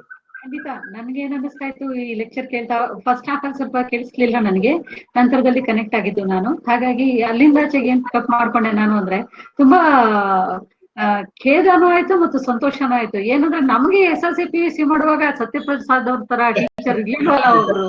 ನಮ್ಗೆ ಯಾರು ಈ ರೀತಿ ಮ್ಯಾಥಮೆಟಿಕ್ಸ್ ನ ಇಷ್ಟಪಡೋ ಹಾಗೆ ಮಾಡ್ಲಿಲ್ವಲ್ಲ ಅಂತ. ಮತ್ತೆ ನನ್ನ ಈ ಜೀವಿತಾವಧಿಯಲ್ಲಿ ಪ್ರಾಯಶಃ ಮೊಟ್ಟ ಮೊದಲನೇ ಬಾರಿಗೆ ನಾನು ಗಣಿತನ ಸೀರಿಯಸ್ ಆಗಿ ಕೇಳಿದ್ ಇವತ್ತೇನೆ ಅಂತ ಅನ್ಸುತ್ತೆ. ಅಷ್ಟು ಆಯ್ತು. ಅವ್ರ ಹತ್ರ ಕನ್ನಡದ ತರ್ಜುಮೆಗಳನ್ನು ಹೇಳ್ತಾ ಬಂದ್ರು, ಮತ್ತೆ ಇಂಗ್ಲಿಷ್ ನಲ್ಲೂ ಅದ್ರ ವರ್ಡ್ಸ್ ಅನ್ನು ಕೊಡ್ತಾ ಇದ್ರು. ನಮ್ಗೆ ಏನಾಗುತ್ತೆ, ಇಂಗ್ಲಿಷ್ ಮೀಡಿಯಂ ಅಲ್ಲಿ ಸೇರ್ಕೊಂಡ್ ಕೂಡಲೇ ಇಂಗ್ಲಿಷ್ ಅಲ್ಲೇ ಟೀಚರ್ಸ್ ಎಲ್ಲ ಪಾಠ ಮಾಡ್ಬಿಡ್ತಾರೆ. ಅದು ಕನ್ನಡ ನಮ್ಮ ನೇಟಿವಿಟಿಗೆ, ನನ್ನ ಮಾತೃಭಾಷೆಗೆಲ್ಲ ಹತ್ತಿರದಲ್ಲಿ ಬರೋದೇ ಇಲ್ಲ. ಇದ್ಯಾವ್ದೋ ನಾನು ಕಾಣದೇ ಇರೋ ಯುಗದಿಂದ ಕ್ಯಾಲ್ಕುಲಸ್, ಟ್ರಿಗ್ನೋಮೆಟ್ರಿ ಇವೆಲ್ಲ ನಾನು ಓದುವಾಗ ಇದು ಏನು ಅಂತಾನೆ ಅರ್ಥ ಆಗ್ತಿರ್ಲಿಲ್ಲ. ಇವಾಗ ಯಾವಾಗ ಇವರು A2² B2² ಎಲ್ಲ ಏನ್ ಹೇಳ್ತಾ ಬಂದ್ರು, ಇದೆಲ್ಲ ನಮಗ್ ಸಂಬಂಧಪಟ್ಟಿದ್ದು, ನಮ್ಮ ಭಾರತೀಯವಾದದ್ದು, ನಮ್ದು ಆ ನೇಟಿವಿಟಿನ ಕಲ್ಪಿಸಿಕೊಟ್ರಲ್ಲ, ಇಲ್ಲೂ ಒಂದ್ ರೀತಿಯಲ್ಲಿ ಸ್ವದೇಶೀಯತೆಯನ್ನ ತಂದು ಕೊಟ್ರಲ್ಲ. ಸೊ ಅದು ನನ್ಗೆ ಬಹಳ ಇಂಪ್ರೆಸ್ ಆಯ್ತು. ಸೊ ಎಲ್ಲ ಒಂದ್ ಕಡೆ ಗಣಿತ ನಂದೇ ಅನ್ನೋಂಥ ಭಾವನೆ ಮೊಟ್ಟ ಮೊದಲನೇ ಬಾರಿಗೆ ನನ್ಗೆ ಬಂತು ಅಂತ ನನ್ಗೆ ಅನ್ನಿಸ್ತು. ಸತ್ಯಪ್ರಸಾದ್ ಅವ್ರಿಗೆ ನಿಜವಾಗ್ಲೂ ನಿಮ್ಮಂತ ಟೀಚರ್ಸ್ ಇನ್ನು ಸಾಸಿರವಾಗ್ಲಿ ಅಂತ ನಾನು ಆಶಿಸ್ತೀನಿ. ನಮ್ಮ ಮುಂದಿನ ಜನಾಂಗಕ್ಕೂ ಕೂಡ ಇದು ರೀಚ್ ಆಗ್ಬೇಕು. ಇಲ್ಲಿ ಸಂಧ್ಯಾ ಜೋಶಿ ಅವರು ಕೂಡ ಒಂದು ಮಾತನ್ನ ಬರ್ದಿದ್ದಾರೆ ನನ್ನ ಗಮನಿಸ್ದಾಗೆ ಮೆಸೇಜ್ ನಲ್ಲಿ. ಇವತ್ತೇನು ಸತ್ಯಪ್ರಸಾದ್ ಲೆಕ್ಚರ್ ಕೊಟ್ರು ಅದನ್ನ ಬುಕ್ಲೆಟ್ ಫಾರ್ಮೆಟ್ ಅಲ್ಲಿ ತನ್ನಿ, ನಮ್ಮ ಮುಂದಿನ ಮಕ್ಕಳಿಗೆ ಉಪಯೋಗ ಆಗಲಿ ಅನ್ನುವಂಥ ಮಾತನ್ನ ಬರ್ದಿದ್ದಾರೆ. ನಂತರ ಇನ್ನೊಂದು ಪ್ರಶ್ನೆಗೆ ಹೇಳಿ ಸತ್ಯಪ್ರಸಾದ್, ದಯವಿಟ್ಟು ಹೇಳಿ. ತಾವೇನು ಇವತ್ತೇನು ಕೆಲವು ವಿಷಯಗಳನ್ನ ಪ್ರಸ್ತುತಪಡಿಸಿದಿರಲ್ಲ, ಅದನ್ನು ಒಂದು ಪುಸ್ತಕದ ರೂಪದಲ್ಲಿ ತಂದ್ರೆ ಎಲ್ರಿಗೂ ತುಂಬಾ ಅನುಕೂಲ ಆಗುತ್ತೆ ಅಂತ ಒಂದು ಅರಿಕೆ, ರಿಕ್ವೆಸ್ಟ್. ಖಂಡಿತವಾಗ್ಲೂ ಸರ್, ಅದನ್ನ ಖಂಡಿತವಾದ ನಿಮ್ಮೆಲ್ಲರ ಸಹಕಾರ ಇದ್ರೆ ಖಂಡಿತವಾಗ್ಲೂ ಮಾಡೋಣ, ಅದನ್ನ ಮಾಡ್ಲೇಬೇಕು ನಾವು, ಖಂಡಿತವಾದ ಮಾಡೋಣ. ಅದೊಂದು ಎಸೆನ್ಷಿಯಲ್ ಅಂತ ಅನ್ಸುತ್ತೆ ಸರ್ ನನಗೆ, ಮುಂದಿನ ಪ್ರಶ್ನೆಗೆ ಹೋಗೋಣ. ಎಸೆನ್ಷಿಯಲ್ ಆಗಿ ಆಗ್ಬೇಕಾಗಿರೋ ಕೆಲಸ.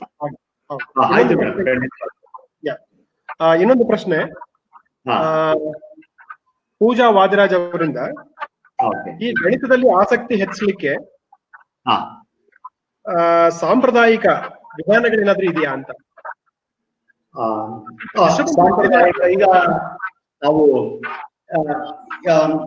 ಈಗ ಏನಾಗ್ತಿದೆ, ಹೊಸ ಟ್ರೆಂಡ್, ಹಿಂದೆ ಎಲ್ಲ ಅದಕ್ಕೆಲ್ಲ ಏನಿರಲ್ಲ, ಮ್ಯಾಥ್ ಲ್ಯಾಬ್ ಅಂತ ಶುರು ಆಗ್ತಿದೆ. ಅಂದ್ರೆ ಗಣಿತದ ಪ್ರಯೋಗಾಲಯಗಳು ಅಂತ ಆರಂಭ ಆಗ್ತಿದೆ. ಆ ಗಣಿತದ ಪ್ರಯೋಗಾಲಯಗಳನ್ನ ಮಾಡೋದ್ರ ಮೂಲಕ ಯಾವ್ದೋ ಒಂದು ಸಮಸ್ಯೆ ಇರುತ್ತೆ, ಆ ಸಮಸ್ಯೆಗೆ ಒಂದು ಮಾಡೆಲ್ ಮಾಡೋದ್ರ ಮೂಲಕ, ಆ ಮಾಡೆಲ್ ಮೂಲಕ ಎಕ್ಸ್ಪ್ಲೇನ್ ಮಾಡಿ ಸಾಲ್ವ್ ಮಾಡೋದ್ರ ಮೂಲಕ ಮಕ್ಕಳಿಗೆ ಕಣ್ಣು ಕಡ್ದಾಗಿರುತ್ತೆ. ನಾವ್ ಇವತ್ತು ಏನ್ ಮಾಡ್ತೀವಿ, ಬೋರ್ಡ್ ಮೇಲೆ 4 ಲೈನ್ ಬರಿತೀವಿ, ಬರ್ಕೊಳ್ಳಿ ಅಂತ ಹೇಳ್ತಾ ಇದೀವಿ. ಅದಕ್ಕಿಂತಲೂ ಕೂಡ ಮಾಡೆಲ್ ರೂಪದಲ್ಲಿ ಹೇಳಿದ್ರೆ ಮಕ್ಕಳಿಗೆ ಆಸಕ್ತಿ ಹೆಚ್ಚಾಗುತ್ತೆ, ಜೊತೆಗೆ ಕಣ್ಣು ಕಡ್ದಾಗಿರುತ್ತೆ. ಹಾಗಾಗಿ ಅವರು ಜೀವನ ಫುಲ್ ಮರ್ಯಾದೆ ಇಲ್ಲ ಅದನ್ನ ಆ ಪ್ರಯೋಗದ ರೂಪದಲ್ಲಿ ಹೇಳಿದಾಗ.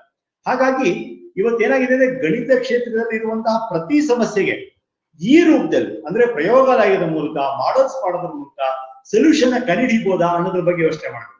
ಈಗ ನಾವೆಲ್ಲ ಏನ್ ಮಾಡ್ತೀವಿ ಅಂದ್ರೆ, 8, 9, 10ನೇ ಕ್ಲಾಸ್ ಮಕ್ಕಳಿಗೆ ಇರುವಂತಹ ಸಮಸ್ಯೆಗಳಿಗೆ ಈ ರೂಪದಲ್ಲಿ ನಾವು ಮಾಡೆಲ್ಸ್ ಮಾಡೋದ್ರ ಮೂಲಕ ಸೊಲ್ಯೂಷನ್ಸ್ ನ ಕೊಡ್ಬೋದು.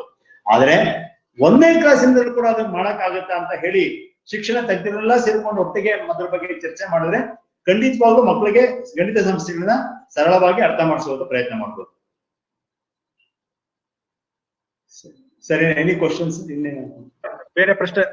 ನಾನು ಮತ್ತೆ ಮ್ಯೂಟ್ ಮಾಡಿದ್ದೇನೆ ಯಾರನ್ನ, ಪೂರ್ಣಿಮಾ ಅವ್ರನ್ನ. ಸ್ವಲ್ಪ ಡಿಸ್ಟರ್ಬೆನ್ಸ್ ಆಗ್ತಾ ಇತ್ತು, ಇಬ್ರು ವಾಯ್ಸ್ ಆನ್ ಮಾಡಿದಾಗ. ದಯವಿಟ್ಟು ಆನ್ ಮಾಡ್ಕೊಳ್ಳಿ ಪೂರ್ಣಿಮಾ ಮೇಡಮ್. ಇಲ್ಲಿ ಒಂದು ಪ್ರಶ್ನೆ ಇದೆ Maruti ಏಕ್ಬೋಟಿಯಿಂದ. Sir, we know that our ancestors have developed much such findings. Now just if we keep on saying there is no use, we need to enlighten such knowledge in present circumstances. How can you proceed with this ಅಂತ ಅದಕ್ಕೆ ಉತ್ತರ ಆಗ್ಲೇ almost ಕೊಟ್ಟಿದ್ದಾರೆ Sathyaprasad G ಅವರು. ಕೆಲವು ಪುಸ್ತಕ ರೂಪಾಂತರ ಮುಖಾಂತರ ಬಹಳ ಒಳ್ಳೇದು. ದಯವಿಟ್ಟು ಹೇಳಿ ಸರ್ ಸತ್ಯಪ್ರಸಾದ್. ಅದೇ ಸರ್, ಈಗ ನಾವೇನು ಹಿಂದಿನವ್ರು ಏನ್ ಸಾಧನೆ ಮಾಡಿದ್ದಾರೆ ಅಂತ ನಾವೇನ್ ಓದಿದ್ವಿ, ನಮ್ಮ ಭಾರತೀಯರೇ ಸಾಧನೆ ಮಾಡಿರೋದು ಅಂದ್ರೆ ನಮ್ಗೆ ಮುಂದೆ ಸಾಧನೆ ಮಾಡೋದಕ್ಕೆ ಒಂದು ಪ್ರೇರಣೆ ಅಷ್ಟೇ. ನಾವ್ ಹಿಂದೆ ಮಾಡ್ಬಿಟ್ಟಿದ್ದಾರೆ, ನಮ್ಗೆ ಇಲ್ಲಿ ಕೂಡ ಗೊತ್ತಿರ್ಲಿಲ್ಲ, ಅದು ಈಗ ತಿಳ್ಕೊಂಡಿದೀವಿ, ಅದು ಒಂದು ಪ್ರೇರಣೆ. ಆ ಪ್ರೇರಣೆ ಇಟ್ಕೊಂಡು ನಾವು ಮುಂದೆ ಗಣಿತ ಶಾಸ್ತ್ರದಲ್ಲಿ ಬೇರೆ ಬೇರೆ ಕೆಲಸಗಳನ್ನ ಮಾಡಬೇಕು. ಅದಷ್ಟು ಮಾಡಿದ್ರೆ ಏನು ಪ್ರಯೋಜನ ಇದೆಯಲ್ಲ, ಅವರು ಸಾಧನೆ ಏನ್ ಮಾಡಿದ್ದಾರೆ ಆ ಸಾಧನೆಗೆ ನಮ್ಗೆ ಪ್ರೇರಣೆ ಆಗ್ಬೇಕು. ಆ ಪ್ರೇರಣೆಯಿಂದ ನಾವು ಹೊಸ ಸಾಧಿಸ್ಬೇಕು ಅನ್ನೋದು ಮಾತ್ರ ಹೇಳ್ಬೇಕು ಅಷ್ಟೇ. ಧನ್ಯವಾದಗಳು ಮೇಡಮ್. ದಯವಿಟ್ಟು ಮತ್ತೆ ಅದನ್ನ ಮಾಡ್ಕೊಳ್ಳಿ, ಯಾಕೋ ಸಮಸ್ಯೆ ಆಗ್ತಾ ಇದೆ ಇವತ್ತು. ಹಾಗಾಗಿ ಅವರು ಆನ್ಸರ್ ಕೊಡ್ಬೇಕಾದ್ರೆ ನಾನು ಮ್ಯೂಟ್ ಮಾಡ್ತಾ ಇದ್ದೀನಿ. ಸ್ವಲ್ಪ ಅದು ವಾಯ್ಸ್ ರಿಬೌಂಡ್ ಆಗ್ತಾ ಇದೆ, ನಮಗೂ ಅದು ಅನಿಸ್ತಾ ಇರ್ಬೋದು ಅನ್ಕೋತೀನಿ ನಾನು.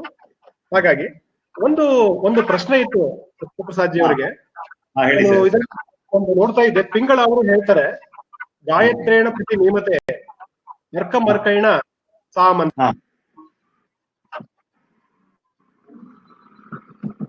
ಸರ್ ನಿಮ್ ವಾಯ್ಸ್ ಮ್ಯೂಟ್ ಆಯ್ತು ಸರ್, ವಾಯ್ಸ್ ಕೇಳಿಸ್ತಾ ಇಲ್ಲ. ಈಗ ಬರ್ತಾ ಇದೆಯಾ ಸರ್? ಈಗ ಬರ್ತಾ ಇದೆ ಸರ್, ಹೇಳಿ. ಗಾಯತ್ರೇಣ ಪ್ರತಿ ಮೀಮತೆ ಅರ್ಕಮೈಕರ್ಣ ಸಾಂ ತೇಷ್ಟು ಬೇನ ವಾಕಂ ಅಂತ, ವಾಕೇನ ವಾಕಂ ದ್ವಿಪದ ಚತುಷ್ಟಾದಾಕ್ಷರೇಣ ಮೀಮದೆ ಸತ್ರವಾಣಿ ಅಂತ ಪಿಂಗಳವರು ಹೇಳ್ತಾ, ಆ ಒಂದು ಮೊದಲೇ ತಾವು ಹೇಳಿದ್ರಿ, ಇಷ್ಟೊಂದು ಕೊಡುಗೆ ಕೊಟ್ಟಿರುವಂತ ಈ ಭಾರತೀಯ ವಿಜ್ಞಾನಿಗಳನ್ನ ಈಗಿನ ಈ ಪಠ್ಯಕ್ರಮ ಏನಿದೆಯಲ್ಲ ಯಾಕೆ ಹೆಚ್ಚಿಗೆ ಪರಿಚಯಿಸ್ತಾ ಇಲ್ಲ ಅಂತ ಒಂದು ವಿಚಾರ. ಎರಡನೇದು, ಮಕ್ಕಳಿಗೆ ಈ ವಿಷಯಗಳ ಬಗ್ಗೆ ಯಾಕೆ ತಿಳಿಸ್ತಾ ಇಲ್ಲ ಮ್ಯಾಥಮ್ಯಾಟಿಕ್ಸ್ ಟೀಚರ್ಸ್ ಅಂತ. ತಾವು ತಿಳಿಸ್ತಾ ಇರ್ಬೋದು, ನಾನು ಅದ್ರ ಬಗ್ಗೆ ಹೇಳ್ತಾ ಇಲ್ಲ. ಅಟ್ಲೀಸ್ಟ್ ನಾವು ಮಕ್ಕಳು ಯಾರು ಸಹ ಇವರ ಉಲ್ಲೇಖ ಮಾಡ್ಲೇ ಇಲ್ಲ. ಈಗ ಆರ್ಯಭಟ ಕೇಳಿದ್ವು, ಬಟ್ ಪಿಂಗಳ ಆಗ್ಲಿ, ವರಾಹಮಿಹಿರ ಆಗ್ಲಿ, ಭಾಸ್ಕರ ಆಗ್ಲಿ, ಅದ್ರ ಬಗ್ಗೆ ತಾವೇನಾದ್ರು ಸ್ವಲ್ಪ ಅನಿಸಿಕೆಗಳನ್ನ ಹೇಳ್ಬಹುದಾ? ಅದ್ರ ಬಗ್ಗೆ ಒಂದು ಪ್ರಯತ್ನ ನಡೀತಾ ಇದೆ.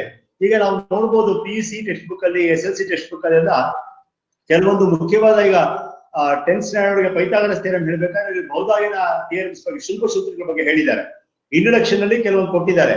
ಆದ್ರೆ ದುರಂತ ಏನು ಅಂದ್ರೆ, ನಮ್ಮ ಮಕ್ಕಳು ಎಲ್ಲರೂ ಕೂಡ ಅಂಕಕ್ಕೆ ಕೇಂದ್ರೀಕೃತವಾಗಿರೋದ್ರಿಂದ ಇಂಟ್ರೊಡಕ್ಷನ್ ಬಿಟ್ಬಿಡ್ತಾರೆ. ಅವ್ರಿಗೆ ಬೇಕಾಗಿರೋ ಪೈಥಾಗರಸ್ ಥಿಯರಂ ಆಗಿ ಹೊರತು ಇಂಟ್ರೊಡಕ್ಷನ್ ಬೇಕಾಗಿಲ್ಲ ಅವ್ರಿಗೆ. ಯಾಕಂದ್ರೆ ಇಂಟ್ರೊಡಕ್ಷನ್ ಎಕ್ಸಾಮ್ ಕೇಳೋದಿಲ್ಲ. ಇಂಟ್ರೊಡಕ್ಷನ್ 1 ಮಾರ್ಕ್ಸ್ಗೆ ಏನಾದ್ರು ಬೌದ್ಧಾಯನ ಶುಲ್ಕ ಸೂತ್ರನ ಸ್ಟೇಟ್ ಮಾಡಿ ಅಂತ ಕೇಳೋತರಾಗಿದ್ರೆ ಖಂಡಿತವಾಗ ಪ್ಯಾರಾಗ್ರಾಫ್ ಓದೋರು.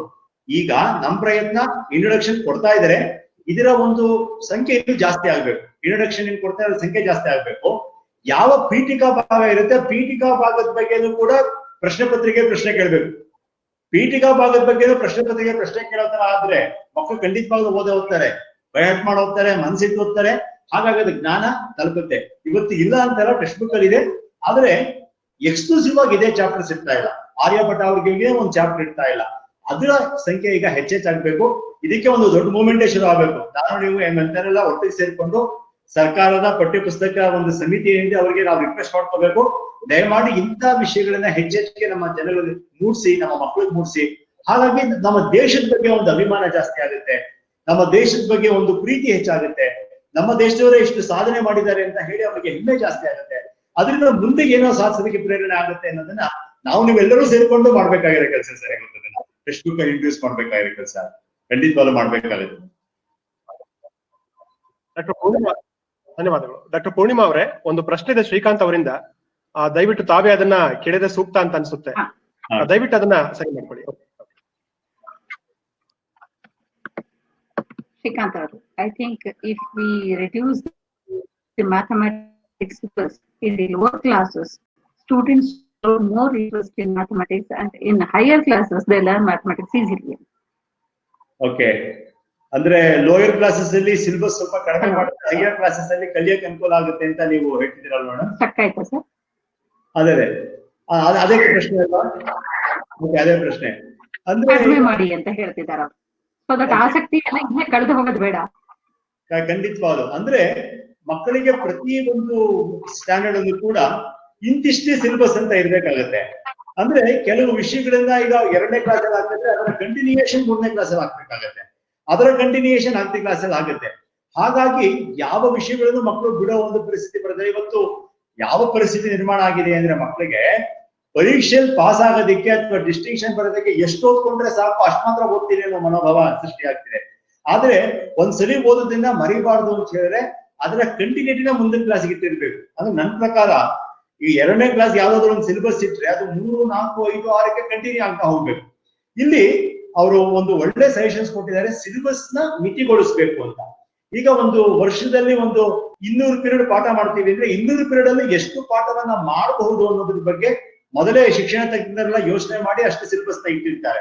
ಬೇಕಾದ್ರೆ ಇನ್ನೂ ಒಂದು ವಿಷಯವನ್ನೇ ವಿಶದವಾಗಿ ಅಧ್ಯಯನ ಮಾಡೋದಕ್ಕೋಸ್ಕರ ಕೆಲವೊಂದು ಸಿಲೆಬಸ್ ನ ಕಡಿಮೆ ಮಾಡೋದ್ರ ಬಗ್ಗೆ ಖಂಡಿತವಾಗ್ಲೂ ಕೂಡ ಎಲ್ಲರೂ ಕೂಡ ಸಲಹೆ ನೀಡಬಹುದು ಅಂತ ನಾನು ಅನ್ಕೊಳ್ತೀನಿ. ಅದು ತುಂಬಾ ಒಳ್ಳೆಯ ಸಜೆಷನ್.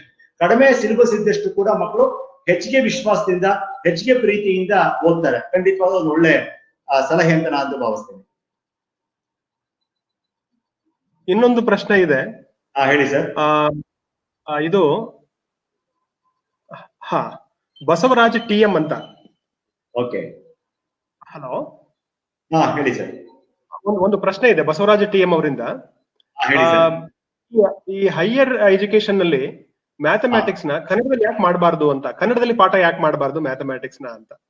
ಖಂಡಿತವಾಗ್ಲೂ ಅದಕ್ಕೆ ಪ್ರಯತ್ನ ನಡೀತಿದೆ. ಹೈಯರ್ ಎಜುಕೇಶನ್ ಅಂದ್ರೆ ನಾವು SLC ಬಗ್ಗೆ ಪ್ರೌಢಶಾಲೆ ಆದ್ರೆ PUC ಇಂದ ಹೈಯರ್ ಎಜುಕೇಶನ್ ಅಂತಾನೆ ತೆಗೆದುಕೋಬಹುದು. ಆದ್ರೆ ಕನ್ನಡದಲ್ಲಿ ಖಂಡಿತವಾಗ್ಲೂ ಪಾಠ ಮಾಡ್ಬೋದು, ಕನ್ನಡದಲ್ಲಿ ಅಧ್ಯಯನ ಮಾಡ್ಬೋದು. ಮೈಸೂರಲ್ಲೂ ಕೂಡ ಕನ್ನಡ ಪಾಠ ಮಾಡುವಂತಹ PU ಕಾಲೇಜ್ ಇದೆ, ವಿಜ್ಞಾನದ ವಿಭಾಗದಲ್ಲಿ ಮಾಡಬಹುದು. ಆದ್ರೆ ನಾವು ಎಲ್ಲಿ ಅಂತಾರಾಷ್ಟ್ರೀಯ ಮಟ್ಟದಲ್ಲಿ ಅಥವಾ ರಾಷ್ಟ್ರ ಮಟ್ಟದಲ್ಲಿ ನಾವು ಯಾವ್ದಾದ್ರೂ ಒಂದು ಸಭೆ ಸಮಾರಂಭದಲ್ಲಿ ಭಾಗವಹಿಸಿದ್ರೆ ನಮ್ಮ ಜ್ಞಾನ ಎಲ್ಲಿ ಸೀಮಿತ ಆಗುತ್ತೋ ಅನ್ನೋ ಒಂದೇ ಒಂದು ಕಳಕಳಿ ಅಷ್ಟೇ. ಆ ಕಾರಣಕ್ಕೋಸ್ಕರ ಕಲಿಬಹುದು. ಆದ್ರೆ ಇಂಗ್ಲಿಷ್ ಜೊತೆಗೆ ಕನ್ನಡ ಕಲಿಯೋದಿದೆಯೋ ಅದು ತುಂಬಾ ಒಳ್ಳೇದು. ಅವರು ಒಳ್ಳೆ ಸಜೆಷನ್ ಕೊಟ್ಟಿದ್ದಾರೆ. ಮಾತೃಭಾಷೆಯಲ್ಲಿ ಯಾವುದೇ ವಿಷಯ ಕೂಡ ಮನಸ್ಸಿನ ಆಳಕ್ಕಿಳಿಯುತ್ತೆ, ನಾವು ಯಾವತ್ತೂ ಮರೆಯೋದಿಲ್ಲ. ಜೊತೆಗೆ ಅದರ ಕೆಲವೊಂದು ವಿಶೇಷವಾದ ಪದಗಳಿಗೆ ಇಂಗ್ಲಿಷ್ ಅಲ್ಲೂ ಕೂಡ ಅವರಿಗೆ ಏನಾದ್ರೂ ಟ್ರಾನ್ಸ್ಲೇಷನ್ ಗೊತ್ತಾದ್ರೆ ಖಂಡಿತವಾದ ಅನುಕೂಲ ಆಗುತ್ತೆ. ಹಾಗಾಗಿ ಕನ್ನಡ ನಮ್ಮ ಮಾತೃಭಾಷೆ ಮನಸ್ಸಲ್ಲಿರಲಿ, ಅದರಲ್ಲಿ ಅಧ್ಯಯನ ಮಾಡೋಣ. ಜೊತೆಗೆ ಅದಕ್ಕೆ ಇಂಗ್ಲಿಷ್ ಅಲ್ಲೂ ಕೂಡ ಒಂದು ಭಾಷಾಂತರ ತಿಳ್ಕೊಂಡ್ರೆ ಅನುಕೂಲ ಆಗುತ್ತೆ. ಕನ್ನಡದಲ್ಲಿ ಖಂಡಿತವಾಗ್ಲೂ ಕಲಿಬಹುದು ಸರ್, ಖಂಡಿತವಾಗ್ಲೂ ಕಲಿಬಹುದು. ಅದನ್ನ ಅಷ್ಟೇ ಸಮರ್ಥವಾಗಿ ಜನರ ಶಿಕ್ಷಕರ ಅವಶ್ಯಕತೆ ಇದೆ ಅಷ್ಟೇ. ಧನ್ಯವಾದಗಳು. ಇಲ್ಲಿ ಒಂದು ಪ್ರಶ್ನೆ ಇದೆ. ಆಕ್ಚುಲಿ ನನಗೆ ಕೂಡ ಅನಿಸ್ತಾ ಇತ್ತು. ಇದು ಜನರಲ್ ಆಗಿ ಬರುವಂತ ಒಂದು ವಿಚಾರ. ಒಬ್ಬ ಉತ್ತಮ ಗಣಿತ ಶಾಸ್ತ್ರಜ್ಞನಿಗೆ ಸಂಸ್ಕೃತದ ಪರಿಜ್ಞಾನ ತುಂಬಾ ಅವಶ್ಯಕತೆಯ ಒಂದು ಜನರಲ್ ಆಗಿ. ಇನ್ನು ತಮಗೆ ವೈಯಕ್ತಿಕವಾಗಿ ಕೇಳ್ಬೇಕಂದ್ರೆ ನೀವು ಸಂಸ್ಕೃತ ಪಂಡಿತರು ಹೌದು. ಹಾಗಾಗಿ ಈ ಸಂಸ್ಕೃತ ಓದೋದ್ರಿಂದ ಜಯಲಕ್ಷ್ಮಿ ಅವರು ಕೂಡ ಅದ್ರ ಬಗ್ಗೆನೇ ಸ್ವಲ್ಪ ಅದ್ರ ಹತ್ತಿರದ ಪ್ರಶ್ನೆ ಕೇಳ್ತಾ ಇದ್ದಾರೆ. ಸೊ ಇದು ಸಂಸ್ಕೃತದ ಅವಶ್ಯಕತೆ ಇದೆಯಾ, ಹೆಲ್ಪ್ ಆಗುತ್ತಾ, ಸಹಾಯ ಆಗುತ್ತಾ ಅಂತ? ಸರ್, ಒಂದು ಸಂಸ್ಕೃತ ವಿಶ್ವ ಭಾಷೆ. ಸಂಸ್ಕೃತಕ್ಕೆ ಒಂದು ಯಾವುದೇ ಒಂದು ಮಿತಿ ಇಲ್ಲ, ಒಂದು ರಾಜ್ಯದ ಮಿತಿ ಇಲ್ಲ, ಒಂದು ದೇಶದ ಮಿತಿ ಇಲ್ಲ. ಅದು ವಿಶ್ವ ಭಾಷೆ, ಯಾರು ಬೇಕಾದ್ರೂ ಕಲಿಬಹುದು. ಸಂಸ್ಕೃತದ ಒಂದು ಬಹಳ ಒಟ್ಟು ಅಡ್ವಾಂಟೇಜ್ ಅಂದ್ರೆ ಮಾತು ಚೆನ್ನಾಗಾಗತ್ತೆ, ಏನಿಲ್ಲ ಅಂದ್ರೂ ಕೂಡ ಕ್ಲಾರಿಟಿ ಆಫ್ ಟಾಕ್ ಕೊಡುತ್ತೆ. ಆದ್ರೆ ಸಂಸ್ಕೃತ ಓದೋದ್ರಿಂದ ನಮ್ಮ ಹಿಂದಿನವರು ಏನೇನು ಸಾಧನೆ ಮಾಡಿದ್ದಾರೆ ಅದ್ರ ಬಗ್ಗೆ ತಿಳ್ಕೊಳ್ಬಹುದು. ಒಂದು ಸಾಧನೆ ಅಂದ್ರೆ ಸಂಸ್ಕೃತ ಗ್ರಂಥಗಳನ್ನ ಅಧ್ಯಯನ ಮಾಡ್ಬೋದು. ಅಂದ್ರೆ ಯಾರೋ ಒಬ್ರು ಕೇಳ್ತಾರೆ ಸಂಸ್ಕೃತದಲ್ಲಿ ಏನಿದೆ, ಯಾಕೆ ಓದ್ತೀರಾ ಅಂತ. ಆಗ ನನ್ನ ಪ್ರಶ್ನೆನೇ ಒಂದು ಉತ್ತರ ಆಗಿತ್ತು, ಸಂಸ್ಕೃತದಲ್ಲಿ ಏನಿಲ್ಲ ಅಂತ. ಅಂದ್ರೆ ಎಲ್ಲವೂ ಇದೆ ಅಂತ, ಸಂಸ್ಕೃತದಲ್ಲಿ ಎಲ್ಲವೂ ಕೂಡ ಇದೆ. ಅಂದ್ರೆ ಆ ಗಣಿತಕ್ಕೆ ಸಂಸ್ಕೃತ ಅವಶ್ಯಕತೆ ಅಂತ ಏನಿಲ್ಲ. ಸಂಸ್ಕೃತ ಇಲ್ದೇನೂ ಕೂಡ ಗಣಿತದಲ್ಲಿ ಅಪಾರ ಪಾಂಡಿತ್ಯವನ್ನ ಲಕ್ಷಾಂತರ ಮಂದಿ ಪಡ್ಕೊಂಡಿದ್ದಾರೆ, ತೊಂದರೆ ಇಲ್ಲ.